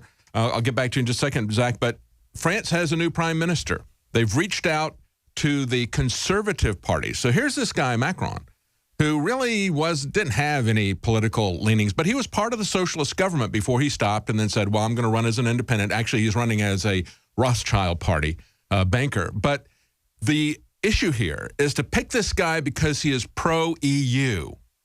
So you can be it doesn't matter if you're conservative or if you're liberal. It doesn't matter if you're socialist or if you're laissez-faire in France. The dividing line here is between being pro-EU and being pro-France. They're not going to let anybody into that cabinet, but they will reach across these so-called ideological lines. Remember, it was the left-right paradigm that originally came from France. But it is a false dichotomy. The real choice that's before us right now with these governments, are the governments going to even exist? Are we going to have national governments? Or are they going to be subsumed into some kind of a multinational organization that is a stepping stone to a world government? And that's what's going on in France right now. Your comment, Zach? Yeah, absolutely. I mean, I think one thing that's happening, and you hit the word, and I think these things, like, get out there, and they're so accurate. Like, the paradigm's changing, and this is what I was finishing up with Stone and Jones and Cernovich with, is that they were talking about Previs and talking about Spicer and who's in, who's out. They're antiquated. It does not matter. Trump was not elected on that. Trump completely broke what the status quo was. So it's like White House Chief of Staff is Roger Stone. The press secretary is Alex Jones. Cernovich is the insider. We got David Knight, who's also I mean, you guys get so many more listeners than who's actually listening to that establishment in those quote-unquote real positions. Trump knows that. So he could put these actual quote-unquote real guys in the chopping block and let them dance. But look, he didn't get elected by, following those steps. He got elected by just blowing that out of the water, getting mainstream attention, and completely just changing it. So well, the important thing, I think, is to just... Sorry, go ahead. I think it's just important to put the truth out there and let people make their own decisions. We trust the people to make their own decisions. And so we don't come out here and say something without backing it up with articles. Many times it'll be information that's coming from so-called mainstream sources that we back that up with, but they're buried sources. And so we put that stuff together. We connect the dots for people, and we let you make up your own mind. That's a very powerful thing, to be able to speak our mind without having to worry about access, without having to be worried about what people are going to say about us. That's a very powerful thing. The truth can be very powerful. So I think that's really what we have going for us. I want to get to some news, but thank you, Zach. It's very important that everybody understand that we can have an impact. You can forward these articles, as they were just saying, forward those to Donald Trump. Forward it to his Twitter account. That's one way that we can get to him. And I believe that we need to break this bottleneck, this wall that is being erected between the American people and Donald Trump, and that is the Washington bureaucracy. And in that, I would include the press as part of that. Last week, there was this article that was on Drudge Report, the not-so-viral firing of James Comey, and they said, despite the wall-to-wall media coverage, most Americans, according to measurements on Facebook Interaction, didn't really care about that much. But the press does, and they care very much about it. Those who are in Washington care very much about it. We have Preet Bharara said, are there still public servants who will say no to the president? This is a featured article on the Washington Post today. Well, I would ask him, I would ask Clapper, what do you really think is the constitutional structure of the government? Clapper said yesterday on CNN with Jake Tapper, it was Clapper and Tapper. Hey, they should do a show together. Former Director of National Intelligence James Clapper said, our institutions of government were under assault by President Trump. This is the way it went. He said, our institution is under assault both externally, and that's the big news here, is the Russian interference in our election system. Well, show us some evidence or shut up. Put up or shut up, James Clapper. You politicize this as someone who was head of the intelligence agencies. This is a guy who, as we pointed out before, he lied to everyone just before the Snowden leaks showed what a liar he was. But we could tell he was lying. We knew he was lying, and his face showed that he was lying. But then he goes on to say, and I think as well, our institutions are under assault internally. And then Tapper says, internally, from the president? He said, exactly, said Clapper. And then Tapper comes back and says, because he's firing the checks and balances? He's firing the checks and balances? And then James Clapper says, well, I think the founding fathers, a system of 3 co-equal branches of government and a built-in system of checks and balances, and I feel as though it's under assault and it's eroding. Okay, so I would ask Clapper, what branch of government is the Department of Justice? What branch of government is the NSA or the CIA or the bureaucracy? Understand, when all this stuff began, back in the 1970s, we knew that the government was spying illegally on Americans in violation of the Constitution, in violation of the Fourth Amendment requirements to get search warrants, to say, I believe, before a judge, I believe this person is committing a crime. Here's why I believe that, and here's where I want to search them, the person, the place, the time, the reason. Go before a judge, get an order. No, we don't do that anymore. As a matter of fact, we weren't doing that back in the 60s and the 70s. As soon as these agencies were created, they went rogue. And so we had the Frank Church Committee hearings. And remember, they did all of the talk about the assassination to get the public's attention away from the fact that it was the public that was a target of the CIA, not so much Castro. And they were very successful at getting the public's information, not very successful at assassinating Castro. But we saw the heart attack gun. We saw all that stuff. You didn't even hear much about the Pike Committee hearings. The Pike Committee hearings focused more on the NSA. The Church Committee hearings focused on the CIA. The Church Committee hearings were in the Senate. The Pike Committee hearings were in the House. And when they had the director of the NSA, which at the time, and for very long after that, when I was working at Texas Instruments in the early 80s, I knew a guy who used to work for the NSA. He had retired, and they would laugh about it. And he said, yeah, I used to work for no such agency. That was what everybody said the NSA stood for. Because in the 1970s, when they were having these hearings, and Congressman Pike called the head of the NSA to come testify as to why they were spying on Americans, he said, I want to see, I've seen the charter for the CIA. Where is your authorization? And he says, I'm not going to show it to you. We were created by an executive order by President Truman, and I'm not going to show it to you, Congressman. That's the contempt with which these people hold our Constitution. That's the contempt that they hold the checks and balances in our government. That's what you need to understand. Out of that came the Foreign Intelligence Surveillance Act that was supposed to restrain the intelligence agencies from spying on Americans without cause. And now we know what's happening with all of that. But that's the idiocy of all this. Of course, the Department of Justice is under the president. And we don't have checks and balances, mainly because we've had the Congress abdicate their power to the bureaucracy that then does whatever they wish. And if we want to know where this is going, take a look at Rand Paul, who's continually pointing out the fact that it's not just President Trump who was spied on. It was Rand Paul who said, you don't get a search warrant for Mr. and Mrs. Verizon. And so Rand Paul says, hey, I know people have come to me and said that I was unmasked. I was surveilled on. And there were other people who are other presidential candidates, people who are other congressmen and so forth. He says, I know now of one other senator who has already confided to me that he was surveilled by the Obama administration, including his phone calls. So when all this comes out, said Senator Rand Paul, if there are political figures from the opposition party, it's a story that is bigger than any of the allegations with regard to Russian collusion. Do you understand that?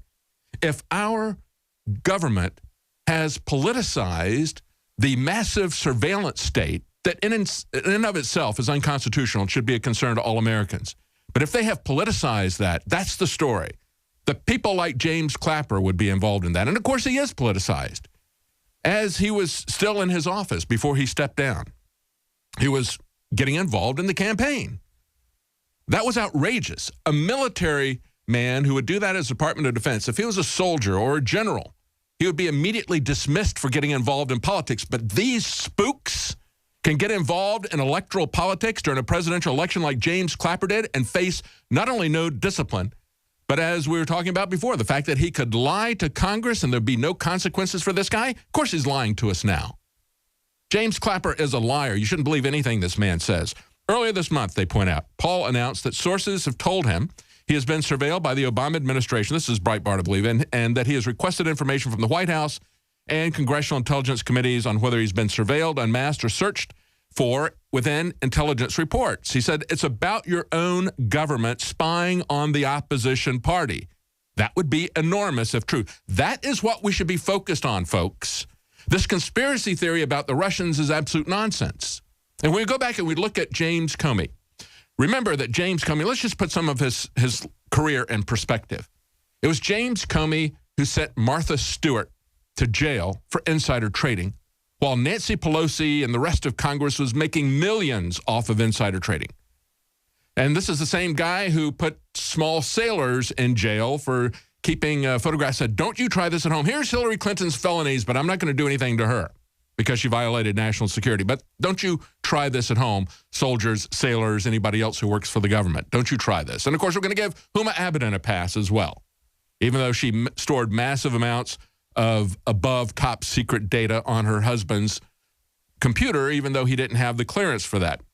So this is the same guy who would send Martha Stewart to jail for insider trading when the real insiders in Washington, the people who are manipulating the laws that can affect entire industries up and down, as well as companies, are out there trading. And they had no controls on them. And, of course, it wasn't illegal what Nancy Pelosi and the rest of them were doing at the time. They had the Stock Act that they put in place to stop that. And when everybody stopped looking about 8 or 9 months later, they gutted that and went back to business as usual. But that's the kind of corruption that James Comey should have been fired for. But understand the difference here between what was going on with Hillary Clinton and the allegations with Donald Trump. What he said was, Hillary Clinton has committed these felonies, but I'm not going to do anything about it.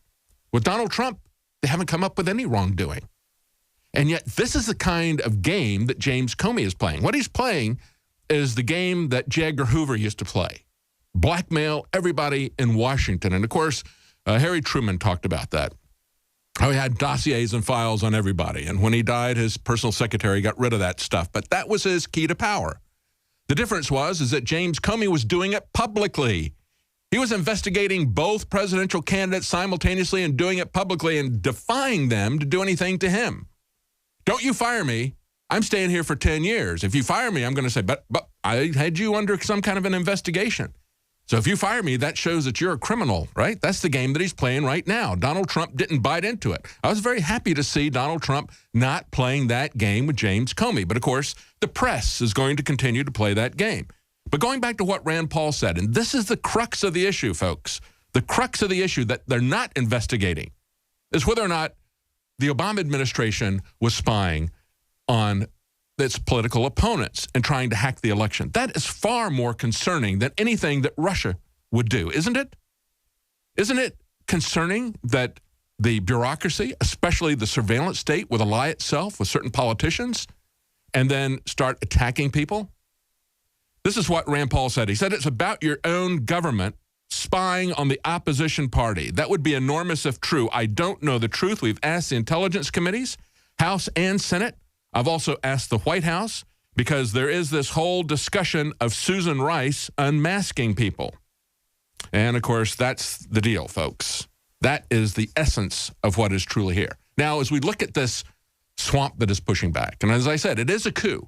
What Donald Trump did, he had the audacity to stand up to this corrupt bureaucracy, to this J. Edgar Hoover wannabe, and who's trying to blackmail him into not firing him. He stood up to him and fired him. And now the bureaucracy is freaking out about that. And they're freaking out about something else. USA Today says, IRS executives say our lives are at risk in the Tea Party case if you open this up. A judge has ruled that there was a strong showing that the IRS had a bias against Tea Party groups. They say details about the Tea Party bias claims against the IRS could remain secret, however, because current and former agency officials say their lives are in danger if they publicly testify against the case. Think about that. This is USA Today a couple of hours ago. What they're saying here is that the IRS executives are saying, if we told you what we have done to you, you would want to kill us. That's what they're saying. They're saying that they're essentially admitting to crimes. And so this is the concern that we have. The concern that we have people like James Clapper, who will use his political office to try to take down use his surveillance office to take down political opponents. That we would have the IRS used as a political weapon. Do you understand what's going on here? This government is way beyond doing any minor adjustments. We're either going to have to cut this thing off or we're going to have to do massive amputations in Washington if we don't cut the head off. This is something, this is like a cancer. It really is like a cancer. And there's an analogy to that, I think, that really is more than just the fact that it's malignant and spreading. You know, when a cancer starts, if you have kidney cancer, as my sister did, it starts trying to create kidney, aberrant cells try to create kidneys in other parts of your organ. It tries to metastasize to your lungs and tries to create a kidney there, but they're broken and they don't work and they can't create a kidney. But they go there or they go to the brain. That's what this metastasizing cancer of the federal government has done. It tries to go into every aspect of our life and become something that it could never be. It has to be cut out. It has to be cut off. It is politicized. That is the core of what the problem is. Rand Paul has it exactly. We need to investigate the FBI, and we need to investigate what's going on with the IRS. Stay with us. We'll be right back. Welcome back to the Alex Jones Show. I'm David Knight. I want to quickly cover a couple of health issues here before we break. There was an article today on CNN. Patients say Roundup gave us cancer as an EPA official helped the company. So this is what happens. It's called regulatory capture. It happens with all these government bureaucracies, with the FDA and the drugs that they approve. You wind up having a system with the FDA where all the drugs are approved on a pass-fail basis. Well, we don't live in a digital world. It isn't either perfectly safe or totally prohibited. There is a floating scale. You need to be aware of that. You need to understand what the risks are, what these drugs can do, and what they can do to you. But they don't give you that information. Then, of course, if you get something from the FDA, a prescription drug, and you have an adverse reaction to it, or somebody in your family, as I've known this happen to people, they die from this drug, and they were not really informed about what happened with it. You know, they go through the motion of it, just like if you have a vaccine, they give you the flyer, the insert that you don't have time to read all that information to. But, of course, it's approved by the FDA, so you can't really win if you sue that company in court. But now we see with the EPA, they're saying, these patients say that an EPA official helped Monsanto to do this, and they say there's 800 cancer patients are suing Monsanto, claiming the company failed to warn consumers about a risk of cancer from the weed killer, Roundup. Monsanto insists that Roundup is safe. And I have personal experience with this. We had a dog of ours who died from getting out and getting into neighbors' lawns after they had been sprayed. That neighbors would do this, and they would put these little signs up, and we had a dog that was an escape artist. He got this kind of lymphoma that they say happens with these weed killers. And I thought, well, how in the world did he get this? He's a young dog, otherwise healthy. We fed him very healthy food.